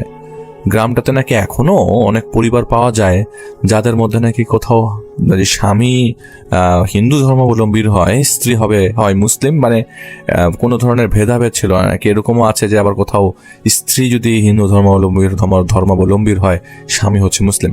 তো এরকম ভালোবাসার অনেক নজির আছে সে জায়গায়। ঠিক তেমনি একটা ছেলে আছে যার নাম হচ্ছে সজীব। সে একটা মেয়েকে ভালোবেসে বিয়ে করে এবং মেয়েটা হচ্ছে হিন্দু ধর্মাবলম্বীর। মেয়েটার নাম ছিল অহনা। খুব অল্প বয়স থেকে তারা একজন আরেকজনকে খুব পছন্দ করতো এবং সেই সূত্র ধরে তারা না একটা সময়, আর এই জায়গার ক্ষেত্রে কি হয়, যেহেতু ধর্মের একটা বেড়াজাল আছে, কিন্তু সবাই করলেই যে আবার সবাই একসেপ্ট করবে সেটাও না, হাতের 5 আঙ্গুল তো একরকম না। তো ওরা বুঝতে পারছিল যে ওদের দুই ফ্যামিলি নিয়ে আসলে ওরা ডিফিকাল্টিস ফেস করবে। তো ওরা একটা সময় চিন্তা করে, যেহেতু সম্ভব হচ্ছে না এই ওদের একজন একজনকে পছন্দ করে দুই পরিবারের সম্মতি পাওয়াটা খুব কষ্টকর, তাই তারা একটা সময় বিয়ে করে ফেলে। তো গ্রামের কয়েকটা সংসার যদি যে বললাম যে এরকম হয় যে হিন্দু মুসলিম একসাথে জিনিসটা মেনে নিচ্ছে, কিন্তু সজীবের পরিবার ব্যাপারটা মেনে নিতে পারে নাই। তারা বেশ ধার্মিক এবং পরহেজগার পরিবার ছিল। হুট করে ছেলে একটা হিন্দু সম্প্রদায়ের মেয়েকে বিয়ে করবে, এটা তারা আসলে কখনো ভাবেনি এবং চিন্তাও করেনি। এবং এদিকে অহনার পরিবার ব্যাপারটা সহজভাবে নেয়নি এবং কোনো দিকে সাপোর্ট না পেয়ে সজীব এবং অহনা তারা না এক আত্মীয়র বাড়িতে কিছুদিনের জন্য ওঠে। তো সেখান থেকে সজীব আসলে ওই বউকে, তার স্ত্রীকে ওখানে রেখে ছোটখাটো কাজ করে করে দুজনের খরচ চালিয়ে নিতে থাকে। ওখানে কাজ আছে এবং নিত্য দিন মজুররা অনেক ইনকাম করে আর কি। তো তবে দুজনের পরিবারের সাথে যোগাযোগ করলে তারা আসলে কোনো প্রকার লাভ হয় না। তারা আসলে দুজনের পরিবারের সাথে দুজনের পরিবারের সাথে বেশ কানেক্ট করার ট্রাই করতে থাকে, কিন্তু কোনোভাবেই তারা কোনো ধরনের রাস্তা খুঁজে পাচ্ছিল না। তো সজীবের পরিবার তো সরাসরি বলে দেয় যে সজীব তাদের জন্য নই। তো মনে অনেক কষ্ট নিয়ে সজীব অবহেলা বিভিন্নভাবে ব্যবস্থা করে পরিবারের সাথে যোগাযোগ চালিয়ে যেতে থাকে। তো এইভাবে চলতে থাকে দিনগুলা। এর মাঝে তারা জানতে পারে তাদের পরিবারে নতুন অতিথির আগমন হচ্ছে। তো সজীব ও মোহনা দুজনেই খুবই খুশি ছিল। বহু চেষ্টার পর একটা সময় খবর পেয়ে সজীবের পরিবার শান্ত হয় এবং তাদেরকে ক্ষমা করে তাদের বাড়িতে নিয়ে যায়। মানে সবকিছু ভুলে যায়। অনেক বিয়ে দেখা যায় একসেপ্ট হয় না, একটা সময় একসেপ্ট হয়। তো সজীবের পরিবার থেকে এটা ধরার কোনো প্রবলেম না হয়ে তাদেরকে একসেপ্ট করে নেয়। সজীব তখন একটা স্বস্তির নিঃশ্বাস ফেলে, কারণ অনেকদিন যাবত চেষ্টা করে যাচ্ছিল পরিবারের সাথে কানেক্ট করার, কেউ এগিয়ে আসছিল না। কিন্তু পিছিয়ে ছিল অহনার পরিবার। তারা আসলে সজীবের পরিবার সব মেনে নিল, অহনার পরিবার তখনও কোনো ধরনের প্রতিক্রিয়া জানায়নি। এদিকে পরিবারের সাথে সময় যেন খুব দ্রুত চলে যাচ্ছিল। হঠাৎ অহনার গর্ভের সন্তানের যখন বয়স 6 মাস, তখন একদিন অহনার বাবা মা সজীবের বাড়িতে এসে হাজির হয়ে যায়। যার দরুন একটা দিক দিয়ে তারা অবাক হয়েছিল, আবার একটা দিক দিয়ে তারা খুশি ছিল। কিন্তু তাদের চালচলন দেখে সজীবের বাবার মনে হতে একটা সন্দেহ ঘুরতে থাকে যে কারণ কি। কারণ হঠাৎ করে তারা তো আসলোই, এর উপর তাদের দেখে মনে হচ্ছিল তাদের মুখে হাসা থাকলেও মন থেকে তারা খুশি ছিল না, সেটা স্পষ্ট বোঝা যাচ্ছিল। তবে এই বিষয়ে সজীবের বাবা সেই মুহূর্তে সজীবের সাথে কোনো কথা বলে না। তো ব্যাপারটা তিনি নিজের মধ্যেই রাখার চেষ্টা করেন।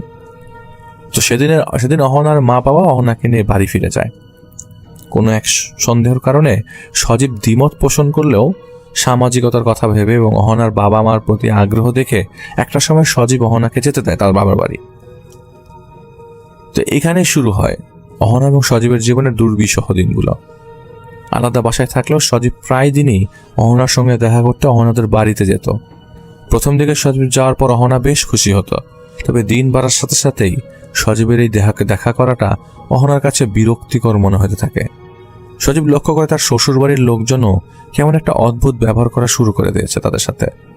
তখন সে অহনাকে নিয়ে এতটাই চিন্তিত ছিল যে তার শ্বশুরবাড়ির লোকজনদের ব্যবহারটা এতটা গুরুত্বের সাথে তিনি লক্ষ্য করে না। এদিকে সজীব অহনার সাথে দেখা করতে গেলে অহনা এখন আর সজীবের সাথে দেখা করতে চায় না।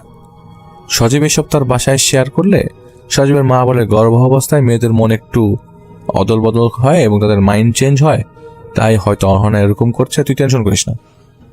তো সজীব কয়েকদিন অহনাকে বিরক্ত না করে এটা বলে দেয় যে বিরক্ত করিস না, তুই যাইস না আর কি। সজীবও তার মার কথার ইচ্ছার বিরুদ্ধে যায়নি, তবে সে দূর থেকে অহনাকে দেখে রাখে।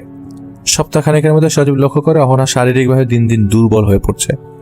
3-4 দিন সজীব অহনাকে এমন পরিস্থিতিতে দেখে নিজেকে ধরে রাখতে না পেরে একদিন সরাসরি অহনার সামনে যেয়ে দাঁড়ায়। জিজ্ঞেস করে, কি হাল করে রেখেছো নিজের? খেয়াল রাখতে হতো, তোমাকে এই জন্যই আমি এখানে পাঠাতে চাইনি। আচ্ছা যা হওয়ার হয়েছে, চলো এখন আর থাকতে হবে না। নিজেকে কি একবারও দেখেছো আয়নায়? এই বলে সজীব অহনার হাত ধরে টানতে থাকে। অহনা একটা চিৎকার দিয়ে সজীবের কাছ থেকে নিজেকে ছাড়িয়ে নিয়ে অকথ্য ভাষায় গালাগাল করা শুরু করে দেয়। অহনার এরকম ব্যবহারটা দেখে সজীব আসলে হতভম্ব হয়ে যায়, অহনার দিকে তাকিয়ে থাকে। তো এক পর্যায়ে অহনাকে বোঝাতে চাইলে অহনা নিজের রাগের মাথায় নিজের পেটে আঘাত করতে শুরু করে। 2 থেকে 3টা আঘাত করার পর অহনা একটা পর্যায়ে অহনার রক্তপাত শুরু হয়ে যায় এবং অহনা অজ্ঞান হয়ে যায়। তড়িঘড়ি করে সবাই অহনাকে হাসপাতালে নিয়ে গেলে ডাক্তার বলে অহনার গর্ভের শিশুটা আর বেঁচে নেই। এইটা একটা বাবার জন্য সবচেয়ে কষ্টকর।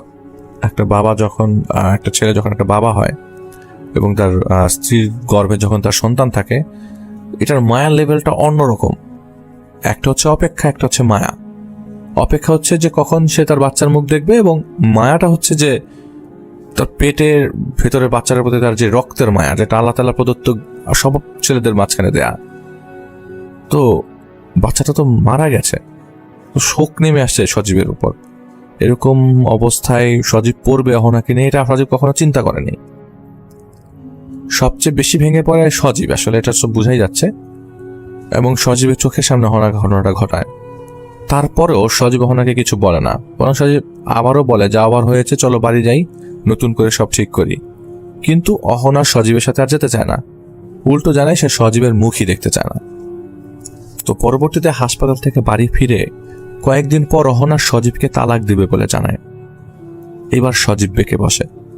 সেদিন অহনার নিজেকে আঘাত করার কথা সজীব কাউকে না বললেও উপায় না পেয়ে অবশেষে সকলকে বলতে বাধ্য হয় যে ভাই দেখেন, আমার সামনে আমার স্ত্রী পেটের মধ্যে নিজেই নিজের পেটে আঘাত করে বাচ্চাটাকে মারলো। এবং সবাই সজীবকে সান্ত্বনা দিলেও একটা মানুষ কোনো কিচ্ছু না বলে চুপচাপ সকলের কথা শোনে।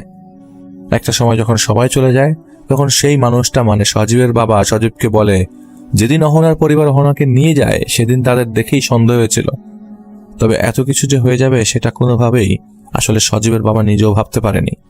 তিনি সজীবকে বলে অহনার পরিবারের কথা এলাকার প্রায় সবাই জানে, তাদের পূর্বপুরুষরা তন্ত্রবিদ্যায় পারদর্শী ছিল, হতে পারে অহনা এবং সজীবকে আলাদা করার জন্য তারা কিছু একটা করে রেখেছিল। এই কথাগুলো যখন বাসার মধ্যে ডিসকাস হচ্ছিল তখন সজীব একটা জিনিস চিন্তা করে। সজীব তখন চিন্তা করতে থাকে যখন অহনা চলে যায় সজীবের বাড়ি থেকে 4-5 দিন পর থেকে নাকি সজীব রাতে ঘুমানোর সময় একটা স্বপ্ন দেখতো এবং প্রায় রাতে একই স্বপ্ন দেখতো। সজীব দেখতো অহনা একটা ধান ক্ষেতের মাঝে দাঁড়িয়ে আছে এবং ওর হাতে অহনার হাতে একটা শিশু বাচ্চা। দূর থেকে সজীব শিশু বাচ্চাটির চেহারাটা না দেখলেও বাচ্চাটার কান্না ঠিকই শুনতে পাচ্ছিল।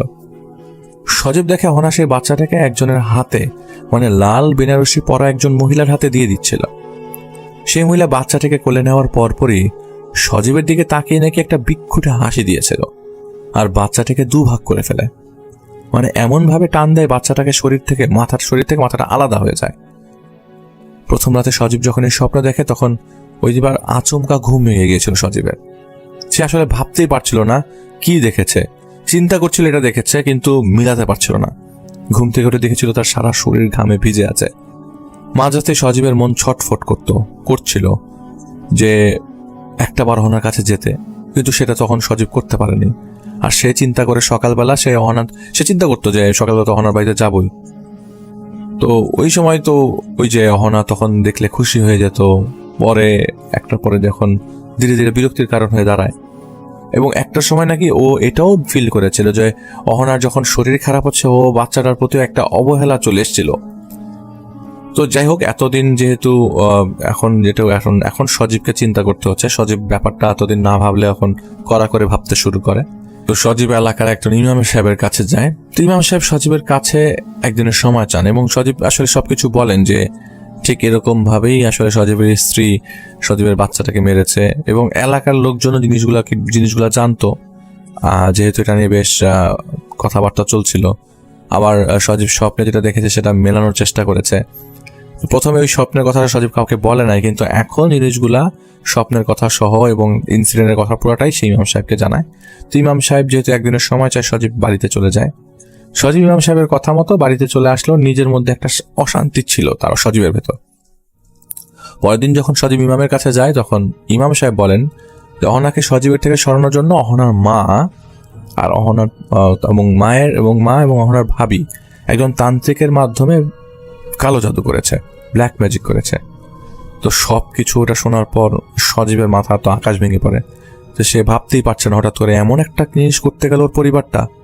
তাহলে মেনে নেওয়া দরকারটা ছিল, কিন্তু মেনে না নিত, মানে মেনে নিয়ে তুমি এরকম ভাবে একটা একটা বাচ্চাকে একটা সন্তান হারানো একটা বাবার কি অবস্থা সেটা তো আসলে এটা তারা কল্পনাও করে নাই, যে তারা কি চিন্তা করে না একটা বাবার কি হতে পারে বা একটা ভালোবাসার মানুষ তার থেকে দূরে সরে যাচ্ছে, এটা করে লাভ কি হলো। তো এই দুয়ের মাঝে সজীব একদম অন্ধকারে হারিয়ে যাচ্ছিল এটা শোনার পর। তো সজীব ইমাম সাহেবকে জিজ্ঞেস করে থেকে মুক্তি পাওয়ার উপায় কি, সে তাকে স্ত্রীকে কি ফিরিয়ে আনা যাবে এবং জাদুর কি কাটানো যাবে? উত্তরে ইমাম সাহেব বলেন যে আগে আমাদের জানতে হবে যে কিভাবে তারা কালো জাদুটা করেছে। কালো জাদু করেছে এটা আমরা কনফার্ম, কিন্তু সেটা কিভাবে করেছে যদি না জানি তাহলে আমরা উপায় বের করতে পারবো না। আর জাদুর জিনিসপত্রগুলো আসলে কোথায় রাখা আছে। তো এইটার পরে সজীব আসলে ভেঙে যায়, কারণ একটা সাধারণ মানুষের ক্ষেত্রে যেসব বিষয় নিয়ে তেমন একটা ডিল করে না সে তো হাওয়া করে কাঁদবেই। সজীব হাওয়া করে কাঁদা শুরু করে দেয়, কারণ বাচ্চা হারালো, স্ত্রী চলে যাচ্ছে, তো উনি আসলে না পেরে ইমামের কাছে আকুতি মিনতি করতে থাকে এবং বলতে থাকে যে আমার জীবনে কোনো কিছুই আমার দরকার নেই, শুধু আমার পরিবার থেকে আমাকে ফিরিয়ে দেন, ব্যাপারটাতে সাহায্য করেন। ইমাম সাহেব সজীবকে শনিবার রাতে তার বাড়িতে আসতে বলেন, আর এটা বলেন যে এই কয়েকদিন যারা অহনার সাথে সজীব যেন আর দেখা না করে। তাহলে অহনার মা ওভাবে কিছুটা খুশি হয়ে জাদুর জিনিসগুলো ব্যবহারে একটু ক্ষান্ত হবে। আসলে তারা জাদুর জিনিসগুলো ব্যবহার করছিল। তো সজীব ইমাম সাহেবের কথা শুনে বাড়িতে চলে যায়। বাড়িতে গিয়ে সে তার বাবার কাছে সবকিছু বলতে থাকে আর কাঁদতে থাকে। সে কি করবে নিজেও ভাবতে পারছিল না। আসলে এই মুহূর্তে সে একা ফিল করছিল। পরিবারকে না জানালে জিনিসটা আবার তিনি আসলে মন থেকে সরাতেই পারছিল না। তো সজীবের বাবা সবকিছু শুনে সজীবকে সান্ত্বনা দেয় যে দেখো, ইমাম সাহেব তোমাকে যেহেতু শনিবার রাতে যেতে বলেছে, তুমি যাও সেখানে, দেখো শনিবার রাতে কি হয়, আমরা তো তোমার পাশে আছি। আর একটা কথা মনে রাখবে, আল্লাহর উপরে কোনো কিছু নাই। তিনি যদি চায় তাহলে সবকিছুই ঠিক হয়ে যাবে। তুমি নামাজ পড়ো, আল্লাহর কাছে দোয়া করতে থাকো। ওই মুহূর্তগুলো খুবই দীর্ঘ ছিল। 1 ঘন্টা যেন মনে হচ্ছিল একদিন। শনিবার তো তাহলে বেশ দূরে। তো মুহূর্ত ঘনিয়ে শনিবার রাত এসে পড়ে এবং সজীব সম্পূর্ণ পরিবার সহ সেই ইমাম সাহেবের কাছে যায়। ইমাম সাহেব ধর্মীয় রীতিনীতি সবকিছু রিচুয়াল করে এবং সেই ইমামের সাথে ছিল মসজিদের খাদেম সাহেব। ইমাম সাহেব তার সাথে থাকা একজন জিনকে ডাকে। তো জিনটা উপস্থিত হয় সেই খাদেম সাহেবের উপর এবং সবার উদ্দেশ্যে সালাম দেয়। তো সবাই সালামের উত্তর দেয়। উত্তর দিলে ইমাম সাহেব সজীবের সকল সমস্যার কথা জিনটাকে বলেন এবং সমাধান চান। জিনটি রাতটুকু সময় চেয়ে সেখান থেকে চলে যায়। ইমাম সাহেব সজীবকে পরের দিন একই সময় আসতে বলেন এবং এটাও বলেন যেন আসার সময় বাজার থেকে 5 কেজি মিষ্টি কিনে নিয়ে আসা হয়। পরের দিন সজীব যথাসময়ে বাড়ি থেকে বের হয় এবং বাজার থেকে মিষ্টি কিনে ইমাম সাহেবের বাসায় যায়। আবারও গত দিনের মতো ইমাম সাহেব খাদেমের উপর সেই জিনটিকে ডাকলে জিনটা চলে আসে। জিনটা বলে যে অহনার মা এবং ভাবি প্রথম থেকেই এই বিয়ে মেনে নিতে পারে নাই। তারা চিন্তা করে সজীবকে কালো জাদুর মাধ্যমে মেরে অহনাকে বাড়ি ফিরিয়ে নিয়ে আসবে। তবে যেদিন তারা জানতে পারে অহনা অন্তঃসত্ত্বা, সেদিন তারা টার্গেট করে অহনার গর্ভের বাচ্চাটাকে। আর এই জন্য তারা তান্ত্রিকের কাছে যায়, যে ছিল শয়তানের উপাসক। সেই তান্ত্রিকের কথা অনুযায়ী একটা সুতা রক্তে ভিজিয়ে টিয়া পাখির গলায় শক্ত করে বেঁধে ছেড়ে দেওয়া হয়েছে। টিয়া পাখিটা কোথায় আছে সেটা খোঁজা মুশকিল। তবে টিয়া পাখিটা বেশি দিন বাঁচবে না। যেদিন টিয়া পাখিটা মারা যাবে সেদিন অহনা মারা যাবে। এখানে একটা কথা রয়ে যায় যে অহনার পরিবার তো সজীবকে মারতে চেয়েছে, তাহলে অহনা কেন মারা যাবে? আসলে সেই তান্ত্রিক এখানে একটা ছলনা করেছে। তান্ত্রিক নিজের স্বার্থ শিথিলের জন্য অহনাকে ব্যবহার করে, কারণ অহনার পেটে ছিল নবজাতক শিশু। আর এই সব করার জন্য অহনার মা নিজের একটি আঙ্গুলকে বিসর্জন দেয়। যে সুতার টিয়া পাখির গলায় বাঁধা হয় সেটা অহনার মা রানী মণ্ডলের হাতের রক্ত। তাছাড়া একটা পুতুলে কিছু কাজ করে সে এলাকার শ্মশানের শেষ প্রান্তে পুঁতে রাখা আছে।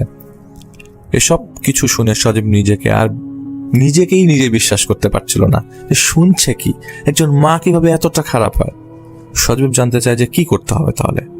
তখন সেই জিনটা বলে যে একমাত্র উপায় শ্মশানের সেই পুতুলটা মাটি থেকে উঠিয়ে পুড়ে ফেলতে হবে আর টিয়া পাখিকে খুঁজে বের করতে হবে। এর জন্য তাকে খুশি করে দিতে হবে। সজীব সকল কিছুতে রাজি হয়।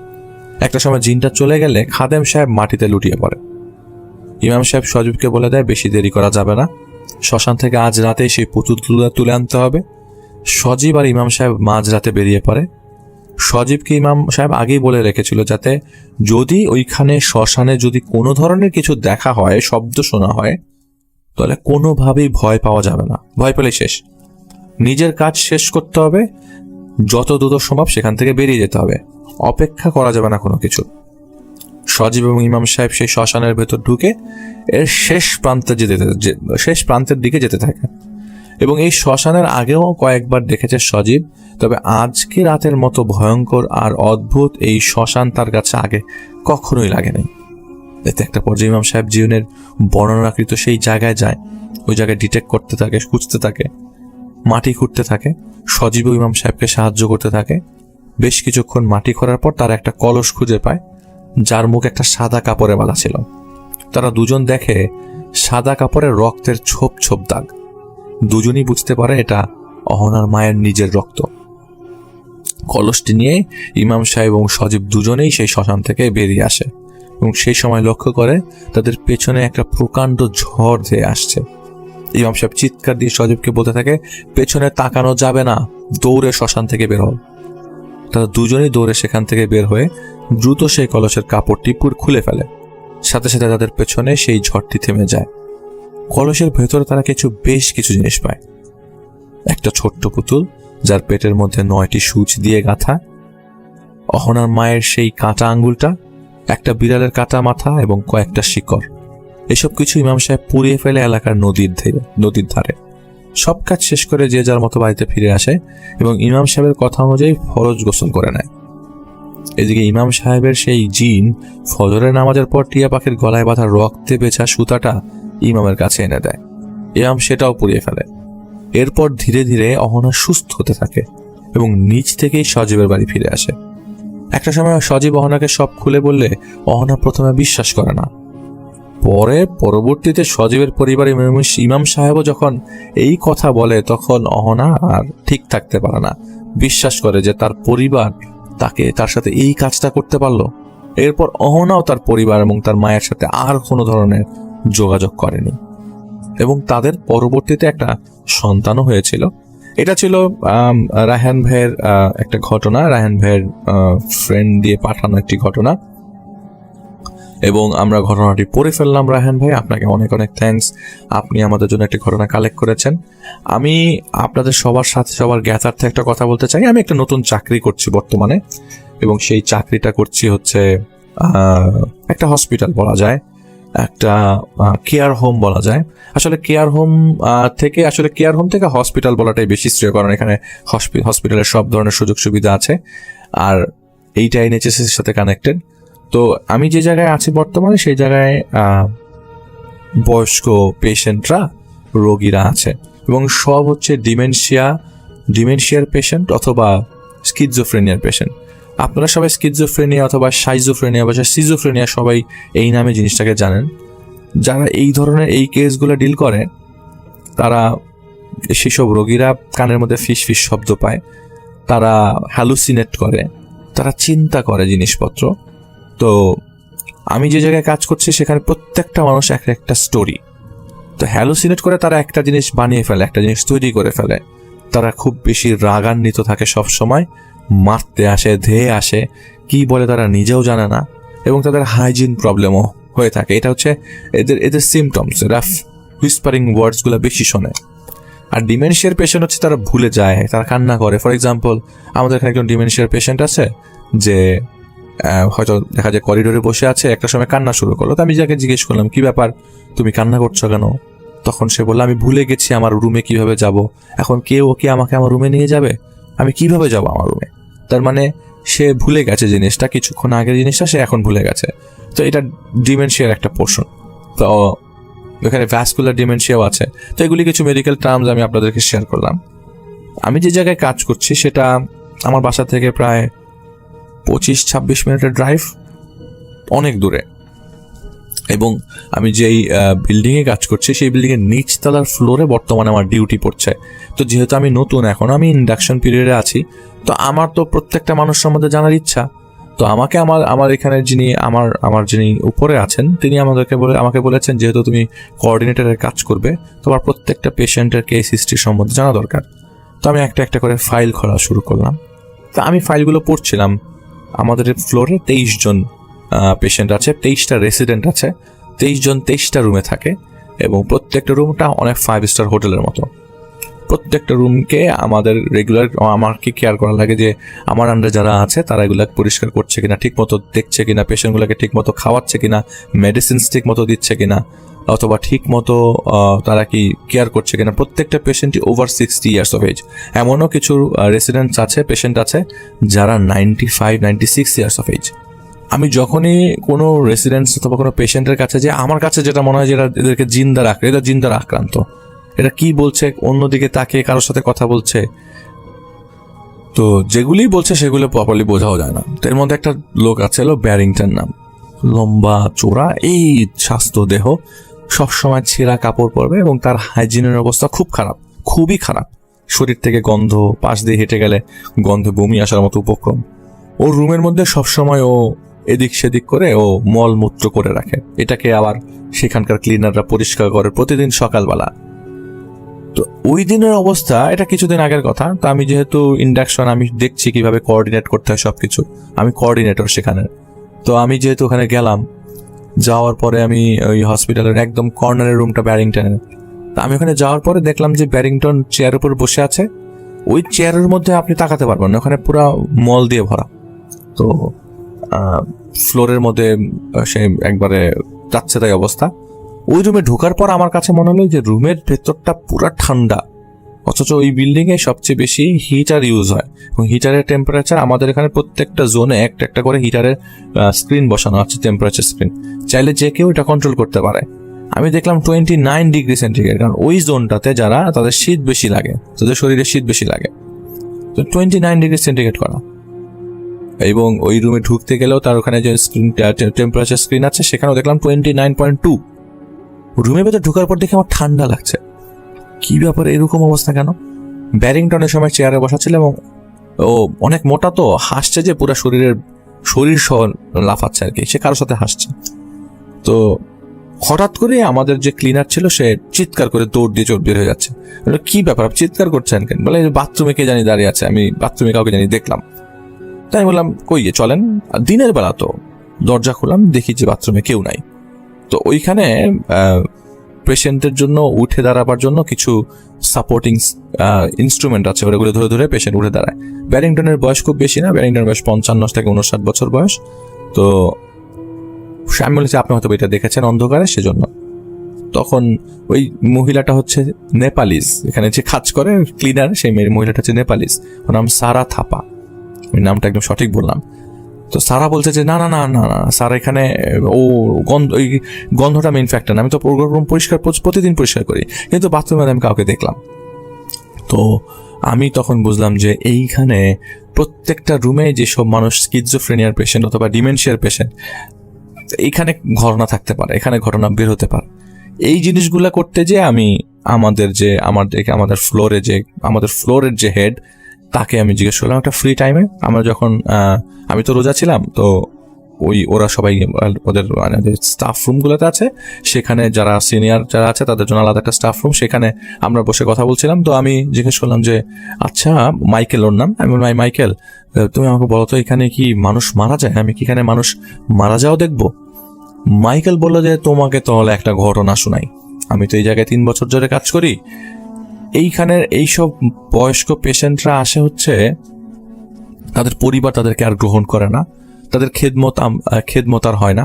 তোমাদের সাউথ ইস্ট এশিয়া কি হয় যে এত কেয়ার হোম অথবা হসপিটাল নাই যেখানে বয়স্কদেরকে ফেলে রেখে আসবে, হয়তো নাই, কিন্তু এইখানে কিন্তু এটা খুব বেশি প্রকট। এখানে ছেলেমেয়েরা বাবা মাকে সেবা যত্ন করতে চায় না, তারা ইচ্ছা করলে আসে, ইচ্ছা করলে যদি মনে হয় যে আসবে তাহলে আসলো, না আসলে নাই।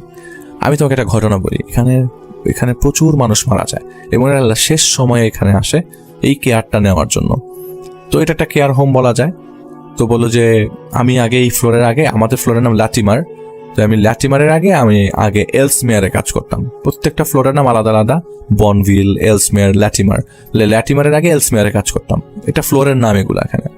তো এলসমেয়ারে যখন আমি কাজ করতাম তখন আমি যখন ওইখানে, ও হচ্ছে নার্স, মাইকেল হচ্ছে নার্স, এলসমেয়ারে যখন আমি কাজ করতাম, রেজিস্টার্ড নার্স আর কি, তখন ওখানে একটা রুম ছিল, রুম নম্বর 209, ওখানে একটা মহিলা ছিল। ওই মহিলাটার পরিজনরা মহিলাকে দেখতে আসতো না। প্রথমে 1-2 দিন আসলেও পরবর্তীতে মহিলার পরিজনরা দেখতে আসতো না। তো বলে আলিম তোমাকে আমি ঘটনাটা শোনাই। তো ওই দিন রাতে 2:30টার দিকে হঠাৎ করে আমি দেখলাম যে, আমরা তো সবসময় প্রতিটা রুম চেক করি যে সবাই ঠিক মতো ঘুমাচ্ছে কিনা। তো আমি দেখলাম যে সবাই মোরলেস ওইখানে সবাই ঘুমাচ্ছে। তো আমি যে দেখি ওর মুখটা হা করা অবস্থায়, ঘুমানো না, এই রুমটার মধ্যে কেমন একটা অন্ধকার ভাব এবং রুমের মধ্যে একটা চিৎকার মনে হচ্ছে কেউ চিৎকার করছে রুমটার মধ্যে। তা আমি রুমটায় ঢুকি এবং আমি একা ঢুকি না, কারণ এইসব কেসেসগুলোতে যদি আমার ভয় লেগে থাকে তাহলে আমি আরেকজনকে সাথে নিয়ে ঢুকবো। তো ওই দিন নাইট ডিউটিতে যারা ছিল তাদেরকে আমি ডাকলাম, ডক্টরকে ডাকলাম, আসলো আমার সাথে। আমরা ঢুকলাম, ঢোকার সময় আমাদের কাছে মনে হচ্ছিল যে পুরো রুমটার মধ্যে কেউ ঘুরছে ওই মুহূর্তে, বেডটার চারপাশে কেউ ঘুরছে ওই মুহূর্তে। আমরা অবাক হয়ে যাচ্ছিলাম যে আমরা সবাই একই জিনিস ফিল করছি।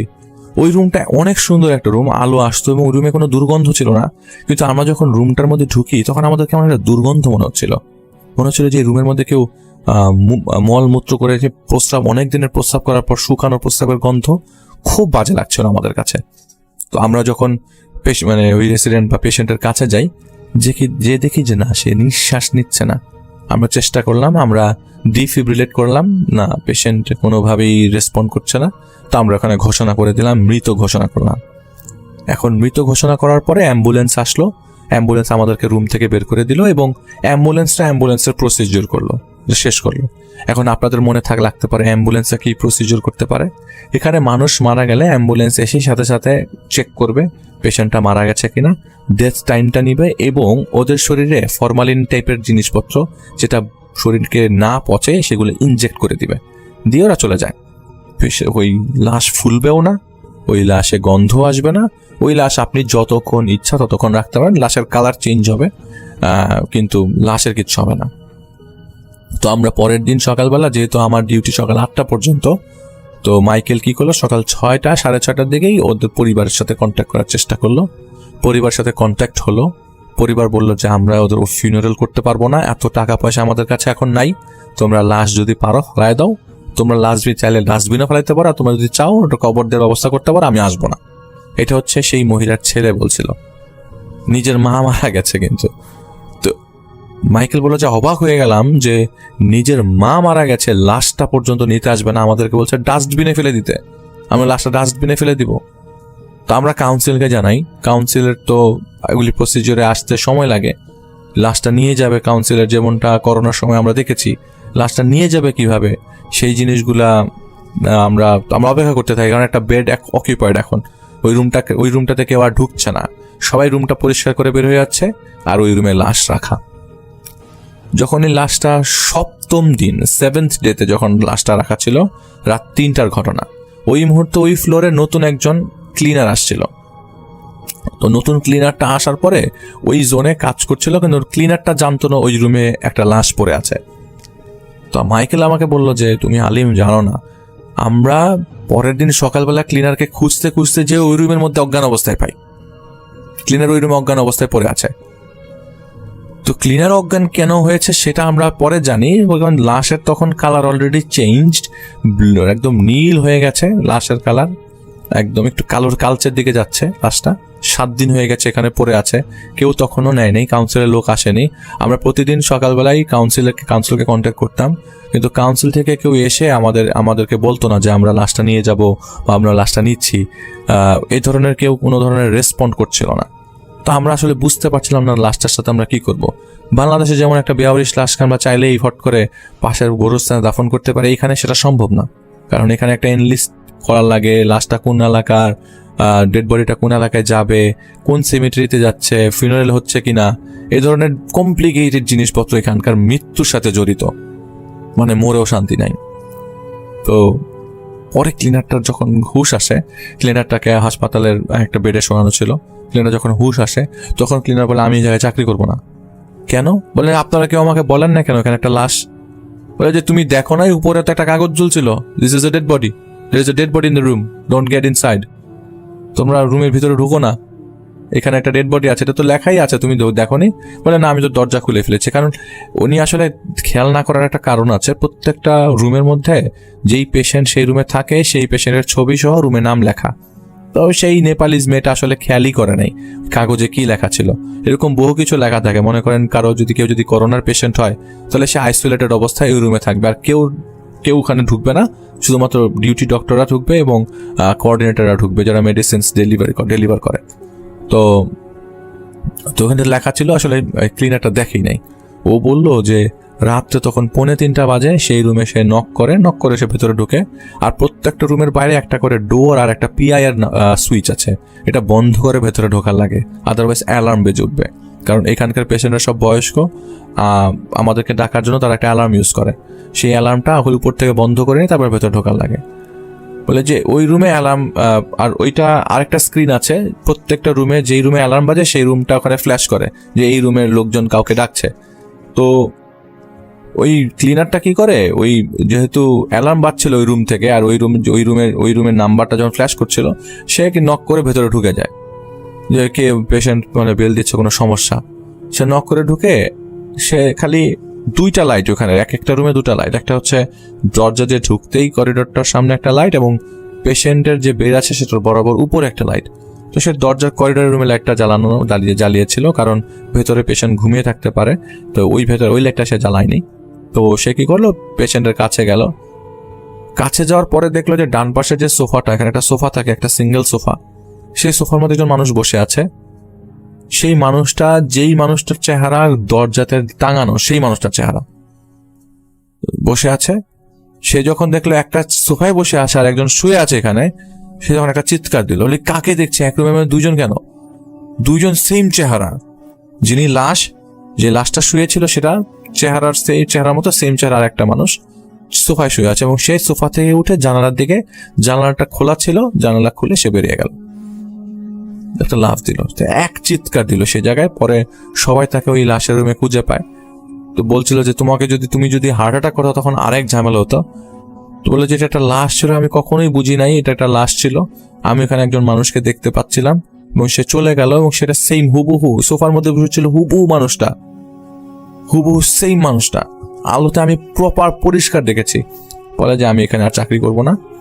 পরে ওকে আসলে ওখান থেকে চাকরিটা সরানো হয়নি, কারণ সে আসলে স্পন্সর ছিল, সে ওইখান থেকে উপরের ফ্লোরে চলে যায়। তো ওর সারার সাথে আমি আসলে কথা বলার চেষ্টা করি, সারার সাথে আমি কথা বলতে পারিও। তো এখানে যারা ক্লিনার আছে তারা কিন্তু এখানে লন্ড্রির কাজও করে, তো ওই বিল্ডিং এ লন্ড্রিও আছে, অনেক বড় লন্ড্রি রুম। তো ওইখানে আমি আমার ইউনিফর্মটা ধুতে গেছিলাম। তো ওই সময় আমার ডিউটি শেষ, আমি জিজ্ঞেস করছিলাম, সারা আমি ডিউটির আগে হাফ অ্যান আওয়ার আগে সময় পেয়েছিলাম, তুমি আমাকে একটু ছোট সংখ্যাকে বলো, তুমি কি ডেড বডি দেখেছিলে পরে ওখানে, তুমি অজ্ঞান হয়ে গেছিলা? বলে যে ওইটাই আমার প্রথম অজ্ঞান, কিন্তু এরপর আমি বহু কিছু দেখেছি, বহু মৃত্যু দেখেছি, এখন আমার এগুলো আমার মানে একদম নর্মাল হয়ে গেছে। লাস্ট 3-4 বছর আমি প্রচুর মৃত্যু দেখেছি এখানে। তো মাইকেল আমাকে বলেছে যে তুমি আস্তে আস্তে বহু ঘটনা জানবা, আরো ঘটনা আছে এখানে, প্রত্যেকটা রুমে একটা একটা ঘটনা, প্রত্যেকটা মানুষ একটা স্টোরি, তুমি যখন জানবা এমন জায়গায় আসছো, ওয়েলকাম টু দিস হসপিটাল। তো আমাকে এটা বলেছে। তো যেহেতু আমি এখানে ঢুকলাম, আমার কাছে মনে হয় যে আরো কিছু ঘটনা আমরা পাবো সেখানে, এবং আমি যেটা মনে করি যে আমি যেসব পেশেন্টের সাথে কথা বলছি তাদের সবার সাথে জিন আছে। আমরা তো মানে যেটা বলে কি বলে, আমাদের টেকনোলজিক্যালি অ্যাডভান্সড ওয়ার্ল্ড, সাথে জিন আছে জিনিসটা বিশ্বাস করবে না, কিন্তু আমি যেহেতু জিনে বিশ্বাস করি, আমার কাছে মনে হচ্ছে জিন দ্বারা আক্রান্ত, এবং এরা এই যে ময়লা হয়ে থাকে, কি কথা বলে, কার সাথে কি কথা বলে, একা একাই হাসে, খাচ্ছে, দেখতে পাচ্ছে না, দেখেও না অনেকে চোখে, অথচ চোখে কোনো প্রবলেম নাই, কিচ্ছু নাই। তো এই ঘটনাগুলো আপনাদের সামনে আসবে সামনে, আমি আশা করছি আপনাদের সামনে কিছু অথেন্টিক এবং আমার সামনে ঘটনা আপনাদের সামনে নিয়ে আসতে পারবো ইনশাল্লাহ।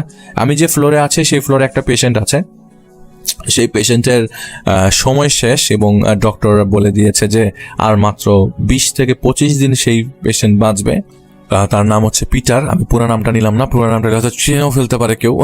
তিনি খুব রিনাউন্ড একজন মানুষ ছিলেন, একজন তিনি কাউন্সিলের লোক ছিলেন, এবং তিনি আসলে তার স্ত্রী মারা যাওয়ার পর থেকে তিনি আসলে তার দিন গুনতে থাকেন। এখানে কিন্তু পরিবারের আপনাকে বলবে যে আপনি ছেলে মেরে ফেলতে পারেন, আপনার পরিবার বলবে যে, মানে পেশেন্টের পরিবার বলবে যে আপনার ছেলে মেরে ফেলতে পারেন, কারণ মৃত্যুর আগের যন্ত্রণাটা খুব কষ্টদায়ক হয় তাদের এখানে, এবং প্রত্যেকটা পেশেন্টই একটা কষ্টদায়ক অবস্থায় আছে। তো তারা বলে যে ঠিক আছে আপনারা মেরে ফেলেন, তখন ইনজেকশন দিয়ে অনেকে মেরে ফেলে, যেটা আমাদের ধর্মে নাই। তো এখানে একজন মহিলা আছে মুসলিম, ওনার নাম হাওয়া, তিনি আমাকে এই কথা বলেছিল যে আমি অনেকেই আছে যে তারা নিজেদের বাবা মাকে মেরে ফেলতে বলে, কিন্তু আমরা এটা করতে পারি না, আমরা মুসলিম এখানে থাকতেও পারি না। তো যেহেতু এই হসপিটালে এগুলো হয় না, তাই আমি এখানে এসেছি। তো আমি তখন তার কাছে জানতে পারলাম, তো মানে এগুলো হচ্ছে, মানে হ্যাঁ পেশেন্টকে মেরে ফেলতে বলছে তার বাবা মা, মানে পেশেন্টকে মেরে ফেলতে বলছে তার ছেলে মেয়ে, দরকার নাই, কারণ এই কষ্টটা তো তারা নিতে পারবে না, এবং আর কতদিন তারা হসপিটালের বিল পেমেন্ট করবে, তো তারা মেরে ফেলতে পারে। প্রাইভেটগুলোতে এই ঝামেলাটা বেশি হয়। তো যেই ঘটনাটা বলছিলাম যে পিটার, ওর একদম সময় শেষের দিকে, পিটারের বয়স হচ্ছে 81, ওর ওয়াইফ মারা যাওয়ার পর থেকে ওর এই অবস্থা। ও সবসময় গুনে 95, 96, 97, 98, 99 আর বলে না, ও আবারও 95, 96, 97, 98 এইভাবে বলতে থাকে সারাক্ষণ। বলতে বলতে একটা সময় ও নর্মাল হয়, সারাদিনে 95, 96, 97, 98 এটা বলবে সে টানা 10 ঘন্টা, 8 ঘন্টা, 10 ঘন্টা, এরপর আবার নর্মাল হয়। এবং ওকে ডক্টররা বলে দিয়েছে যে ও আর বেশি দিন বাঁচবে না, কারণ ওর কিডনিতে প্রবলেম আছে, ওর ডায়ালাইসিস হয় প্রতিদিন। তো এটা পুরো একটা কমপ্লিট প্যাকেজ অফ হসপিটাল যেখানে সব ট্রিটমেন্ট হয়। ধন্যবাদ আমার ঘটনাটা শোনার জন্য, এবং আমি আপনাদেরকে সামনে কিন্তু অনেক ঘটনা নিয়ে আসবো।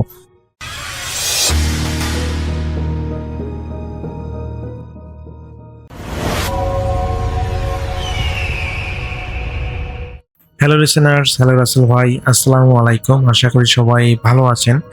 ঘটনাটা আমার এক আত্মীয়ের। আজকে যে ঘটনাটা আমি শেয়ার করব, তো তার অনুমতি নিয়েই আমি আপনাকে ঘটনাটা শেয়ার করতেছি। তিনি আমাকে যেভাবে ঘটনাটা বলেছেন আমি চেষ্টা করব সেইভাবে ঘটনাটা শেয়ার করার। তো ঘটনাটা 2016 সালের দিকে সিলেট বিভাগে মৌলভীবাজার জেলার রাজনগর উপজেলার নলুয়ামুখ ইউনিয়নের সুপারকান্দি গ্রামের ঘটনা। তো আমি সরাসরি ঘটনা চলে যাচ্ছি, আমি তার মতো করে বলার চেষ্টা করব। তখনও আমাদের গ্রামের অধিকাংশ রাস্তা কাঁচা ছিল, বর্ষাকালে হাঁটাচলা করা খুবই কষ্টকর হয়ে যেত। গ্রামের একপাশে ছিল একটি পুরনো কবরস্থান, আর তার পাশ দিয়ে মসজিদে যাওয়ার একটা সরু রাস্তা। আমার চাচাতো ভাই ছিলেন কোরআনে হাফেজ, গ্রামের অনেকেই তাকে সম্মান করত। তো সেদিন সন্ধ্যার পর থেকেই আকাশ কালো হয়ে আসে, রাত বাড়ার সঙ্গে সঙ্গে বৃষ্টি শুরু হয়। ঈশা নামাজের সময়ে একটু আগে আমার সেই ভাই আমাদের বাড়িতে আসেন, কোরআনে হাফেজ যিনি, উনি আমাদের বাড়িতে আসেন এবং বাইরে তখন প্রবল বৃষ্টি। তো সাধারণ অবস্থায় এমন আবহাওয়ায় কেউ ঘর থেকে বের হতে চায় না। তবুও আমরা দুজন ছাতা নিয়ে এবং টর্চ লাইট নিয়ে মসজিদের উদ্দেশ্যে রওনা হই। বাড়ি থেকে মসজিদের দূরত্ব খুব বেশি ছিল না, কিন্তু মাঝখানে সেই পুরনো কবরস্থানটি পড়তো। দিনের বেলাতেও জায়গাটা নির্জন লাগতো, কারণ চারপাশে উঁচু বাঁশঝড় আর পুরনো গাছ ছিল। তো সেদিন বৃষ্টি আর বাতাসের কারণে জায়গাটা আরো অন্ধকার হয়ে উঠেছিল। আমরা যখন কবরস্থানের পাশ দিয়ে যাচ্ছিলাম তখন প্রথম অস্বাভাবিক বিষয়টি লক্ষ্য করি। বৃষ্টির মধ্যে চারপাশে গাছগুলো বাতাসে দুলছিল, কিন্তু কবরস্থানের মাঝখানে একটি বড় গাছ একদম স্থির ছিল, আর তার একটা পাতাও যেন নড়তেছিল না। তো বিষয়টি কয়েক সেকেন্ডের জন্য আমাদের দৃষ্টি আকর্ষণ করলেও পরে গুরুত্ব দেইনি। তো মসজিদে পৌঁছে উজু করি। সেদিন মসজিদের লোকজনও খুব কম ছিল। আমি আজান দেই, এরপর আমার নামাজ আদায় করি।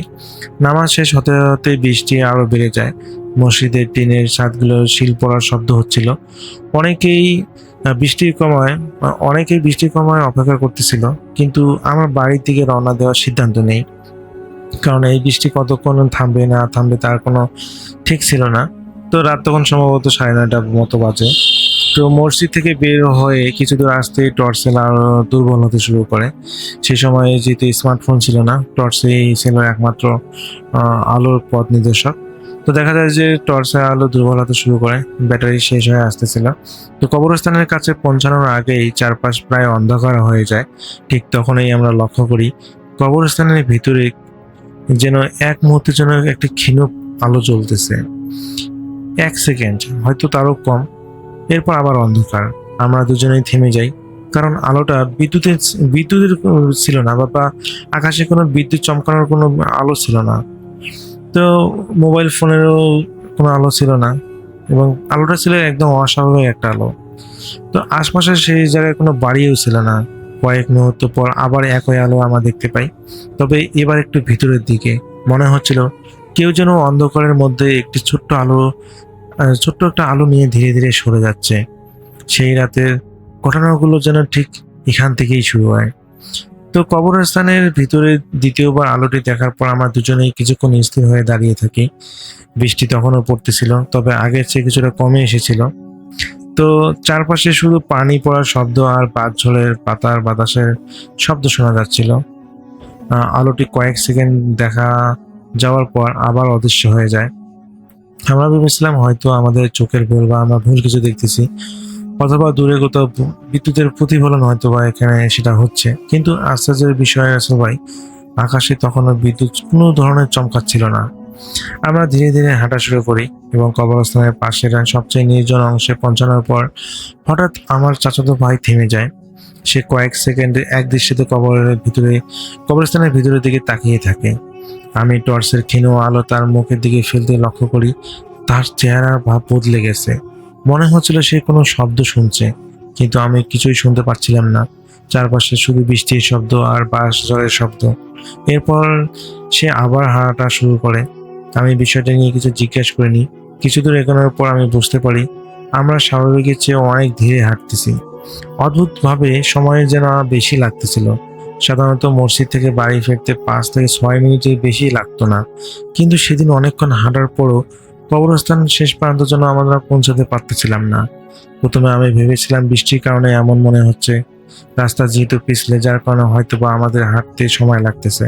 কিন্তু কয়েক মিনিট বিষয়টি আমার কাছেও অস্বাভাবিক লাগে, কারণ একই বাচ্চর, একই ভাঙা সীমানা অংশ, একই গাছ বারবার চোখে পড়তেছিল। মনে হচ্ছিল যে আমরা একই রাস্তা বারবার ঘুরে ফিরে আসতেছি। ঠিক তখনই টর্চের আলো একবার সম্পূর্ণ নিভে যায়। আমাদের টর্চের একদম চার্জ শেষ, যার কারণে টর্চটা আর জ্বলে না, চারপাশ অন্ধকারে ডুবে যায়। কয়েক সেকেন্ড পর আবার আলো জ্বলে ওঠে। তখনই আমরা দুজনেই এমন কিছু দেখি যা আমাদের দুজনকে থামিয়ে দেয়। কবরস্থানের ভিতরে একটি পুরনো কবরের পাশে একজন মানুষ দাঁড়িয়ে আছে বলে মনে হয়। দূরত্ব বেশি ছিল না, মুখ বোঝা যাচ্ছিল না, তবে অবয়বটা ছিল স্পষ্ট। সে নড়ছিল না, শুধু দাঁড়িয়েই ছিল বৃষ্টির মধ্যে। আমরা কয়েক সেকেন্ড তাকিয়ে থাকার পর হঠাৎ টর্চের আলো আবার দুর্বল হয়ে আসে। যে লাইটটা একবার বন্ধ হয়ে গিয়েছিল সেটা আবার জ্বলে এবং সেই আলোটা দুর্বল হয়ে আসে। আলোর স্বাভাবিক হতেই সেখান থেকে আর কাউকে দেখা যায় না। পুরো জায়গাটা ফাঁকা। আমার চাচাতো ভাই এবার দ্রুত হাঁটতে শুরু করে, আমিও তার পিছনে পিছনে চলতে থাকি। এর কিছুক্ষণ পর আমরা অবশেষে কবরস্থানের অংশ পার হয়ে গ্রামের প্রথম বাড়ির কাছাকাছি পৌঁছে যাই। বাড়ি ফিরে ঘটনাটা নিয়ে আমরা তেমন কথা বলিনি। নিজেদের মধ্যে ভেবেছিলাম হয়তো বৃষ্টি রাত, অন্ধকারের কারণে আমরা হয়তো ভুল কিছু দেখেছি। কিন্তু সেদিন রাতে সবচেয়ে অদ্ভুত অংশ ছিল তখনও বাকি, কারণ গভীর রাতে ঘুম ভাঙার পর আমরা দুজন আলাদা ঘরে থেকেও একই জিনিস দেখতে পাই। আর পরের দিন সকালে যখন বিষয়টি মিলিয়ে দেখি, তখন বুঝতে পারি যে কবরস্থানের পাশে সেই রাতটি এখনো শেষ হয়নি। তো সেদিন রাতে বাড়ি ফিরে আমরা দ্রুত ঘুমিয়ে পড়ি। বাইরে তখন হালকা বৃষ্টি হচ্ছিল, টিনের চালের উপর ফোঁটার পড়ার শব্দ শোনা যাচ্ছিল। রাতের কোনো সময় ঘুম ভেঙেছিল, তখন ঘড়ি দেখিনি, তবে পরে হিসাব করে বুঝেছিলাম যে সময়টা সম্ভবত রাত 3টার দিকে হবে। তো ঘুম ভাঙার কারণটা অদ্ভুত ছিল। আমার মনে হচ্ছিল যে বাড়ির উঠানে কেউ হাঁটছে, ধীরে ধীরে এক প্রান্ত থেকে অপর প্রান্তের জন্য হেঁটে চলেছে। প্রথমে ভেবেছিলাম হয়তো কোনো মানুষ, কিন্তু কয়েক সেকেন্ড পর বুঝতে পারি এত রাতে আমাদের বাড়ি উঠানে কারো থাকার কথা নয়। আমি বিছানা থেকে উঠে বসি, জানালার ফাঁক দিয়ে বাইরে তাকানোর চেষ্টা করি, কিন্তু অন্ধকার ছাড়া আমি কিছুই দেখতে পাই না। এরপর হাঁটাচলা শব্দটা যেন বন্ধ হয়ে যায়। তো আমি এটা স্বাভাবিক মনে করি এবং আমি আবার ঘুমিয়ে পড়ি। পরের দিন সকালে ঘুম থেকে উঠে আগের রাতের ঘটনাটা প্রায় ভুলেই গিয়েছিলাম, কিন্তু ফজরের নামাজের পর আমার চাচাতো ভাইয়ের সঙ্গে দেখা হতেই বিষয়টি অন্যরকম হয়ে যায়। তার চেহারা দেখে মনে হচ্ছিল যে সেও ঠিকমতো রাতে ঘুমাতে পারেনি। কিছুক্ষণ সাধারণ কথাবার্তার পর সে আমাকে একটা প্রশ্ন করে। সে জানতে চায় রাতে আমার ঘুম ভেঙেছিল কিনা। আমি অবাক হয়ে যাই, কারণ একই প্রশ্ন আমিও তাকে করতে চেয়েছিলাম। এরপর সে জানায় রাতের শেষ ভাগে তারও হঠাৎ ঘুম ভেঙে গিয়েছিল। তারও মনে হয়েছিল বাড়ির বাইরে কেউ হাঁটতেছে। তো বিষয়টি এখানে শেষ হলে ভালো হতো। তো সে আরও একটি বিষয় বলে যে ঘুম ভাঙার পর সে জানালার দিকে তাকিয়েছিল। তখন তার মনে হয়েছিল বাড়ির সীমানার বাইরে রাস্তার পাশে একজন মানুষ দাঁড়িয়ে আছে। খুব স্পষ্ট নয়, শুধু একটু অন্ধকার অবয়ব। কয়েক সেকেন্ড পর সেটি আর দেখা যায় না, বা আমি আর দেখতে পাইনি। আমি বিষয়টি শুনে চুপ হয়ে যাই, কারণ আমিও রাতের জানালার দিকে তাকানোর সময় কয়েক মুহূর্তের জন্য একই ধরনের অনুভূতি পেয়েছিলাম। একই রকম ভাবে অবয়ব দেখেছিলাম, তবে আমি ভেবেছিলাম হয়তো সেটা আমার কল্পনা। তো আমরা দুজনেই সিদ্ধান্ত নেই এইসব নিয়ে আর না ভাবাই ভালো। কিন্তু সেদিন বিকেলে আরো একটি ঘটনা ঘটে। আমার চাচাতো ভাই তার টর্চ লাইটটা বের করে দেখে ব্যাটারি প্রায় নতুনের মতোই চার্জ আছে। এটি দেখে আমরা দুজনেই অবাক হয়ে যাই, কারণ সেদিনের ঘটনার পর সে আসলে আর কোনো বিদ্যুৎ বা চার্জ দেয়নি। তাহলে সেই লাইটটা সেদিন রাতে কেন নেভে গিয়েছিল এবং পুনরায় আবার কেন এবার জ্বলেছিল? তো এর কয়েকদিন পর কোনো অস্বাভাবিক ঘটনা ঘটেনি। আমরা ভেবেছিলাম সবকিছু ঠিকঠাক হয়ে গেছে বা শেষ হয়ে গেছে, কিন্তু প্রায় 1 সপ্তাহ পরে ঈশা নামাজ পড়ে ফেরার সময় আবার সেই কবরস্থানের পাশ দিয়ে যেতে হয়। আর সেদিন আমরা এমন একটা জিনিস দেখতে পাই যা আগের রাতের সমস্ত ঘটনাকে নতুন করে ভাবতে বাধ্য করে। ঘটনার প্রায় এক সপ্তাহ পরের কথা। সেদিন আবহাওয়া স্বাভাবিক ছিল, আকাশ পরিষ্কার, বৃষ্টি নেই, বাতাসও খুব কম। এশা নামাজ শেষে আমি এবং আমার চাচাতো ভাই আবার সেই একই রাস্তায় বাড়ি ফিরতেছিলাম। প্রথম কয়েক মিনিট সবকিছু স্বাভাবিক ছিল, কিন্তু কবরস্থানের কাছে পৌঁছানোর পর আমরা দুজনেই অজান্তের জন্য স্থির হয়ে যাই।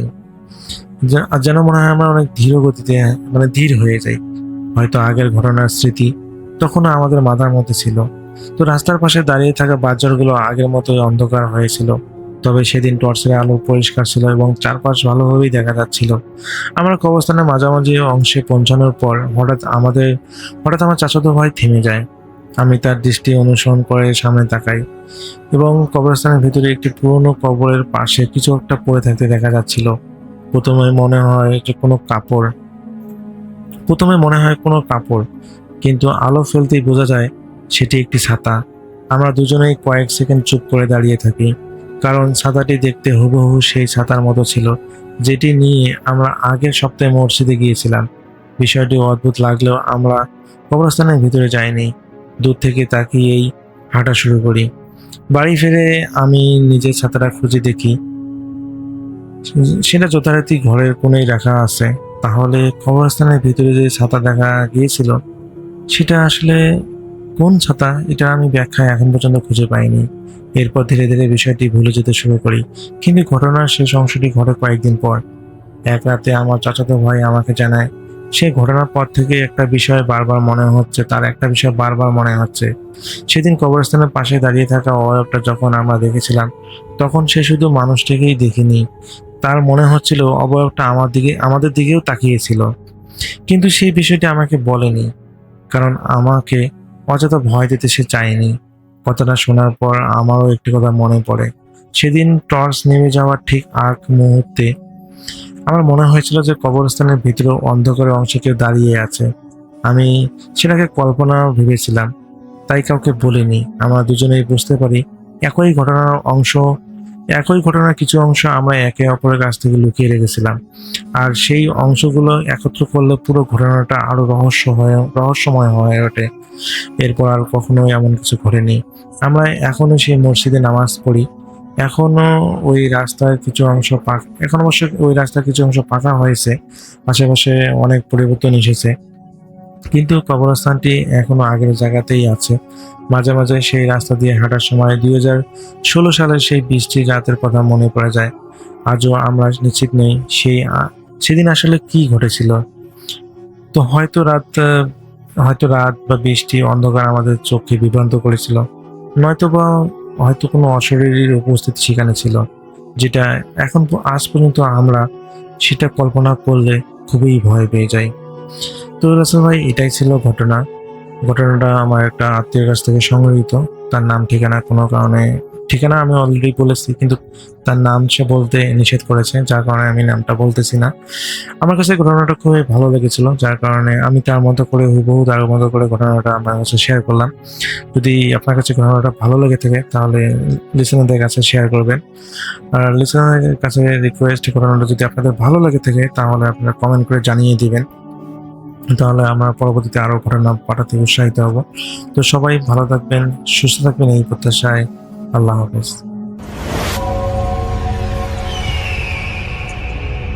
হ্যালো লিসেনার্স, আশা করি ঘটনাগুলো আপনাদের ভালো লেগেছে। আমি চেষ্টা করেছি বাছাই করে ঘটনাগুলো আপনাদের মাঝে শেয়ার করার। আমি প্রতিদিনই ঘটনাগুলো বাছাই করে আপনাদের মাঝে একটি করে এপিসোড শেয়ার করার চেষ্টা করি। যদি আমার ঘটনাগুলো একটু ভালো লাগে তাহলে অবশ্যই এই চ্যানেলটি সাবস্ক্রাইব করবেন।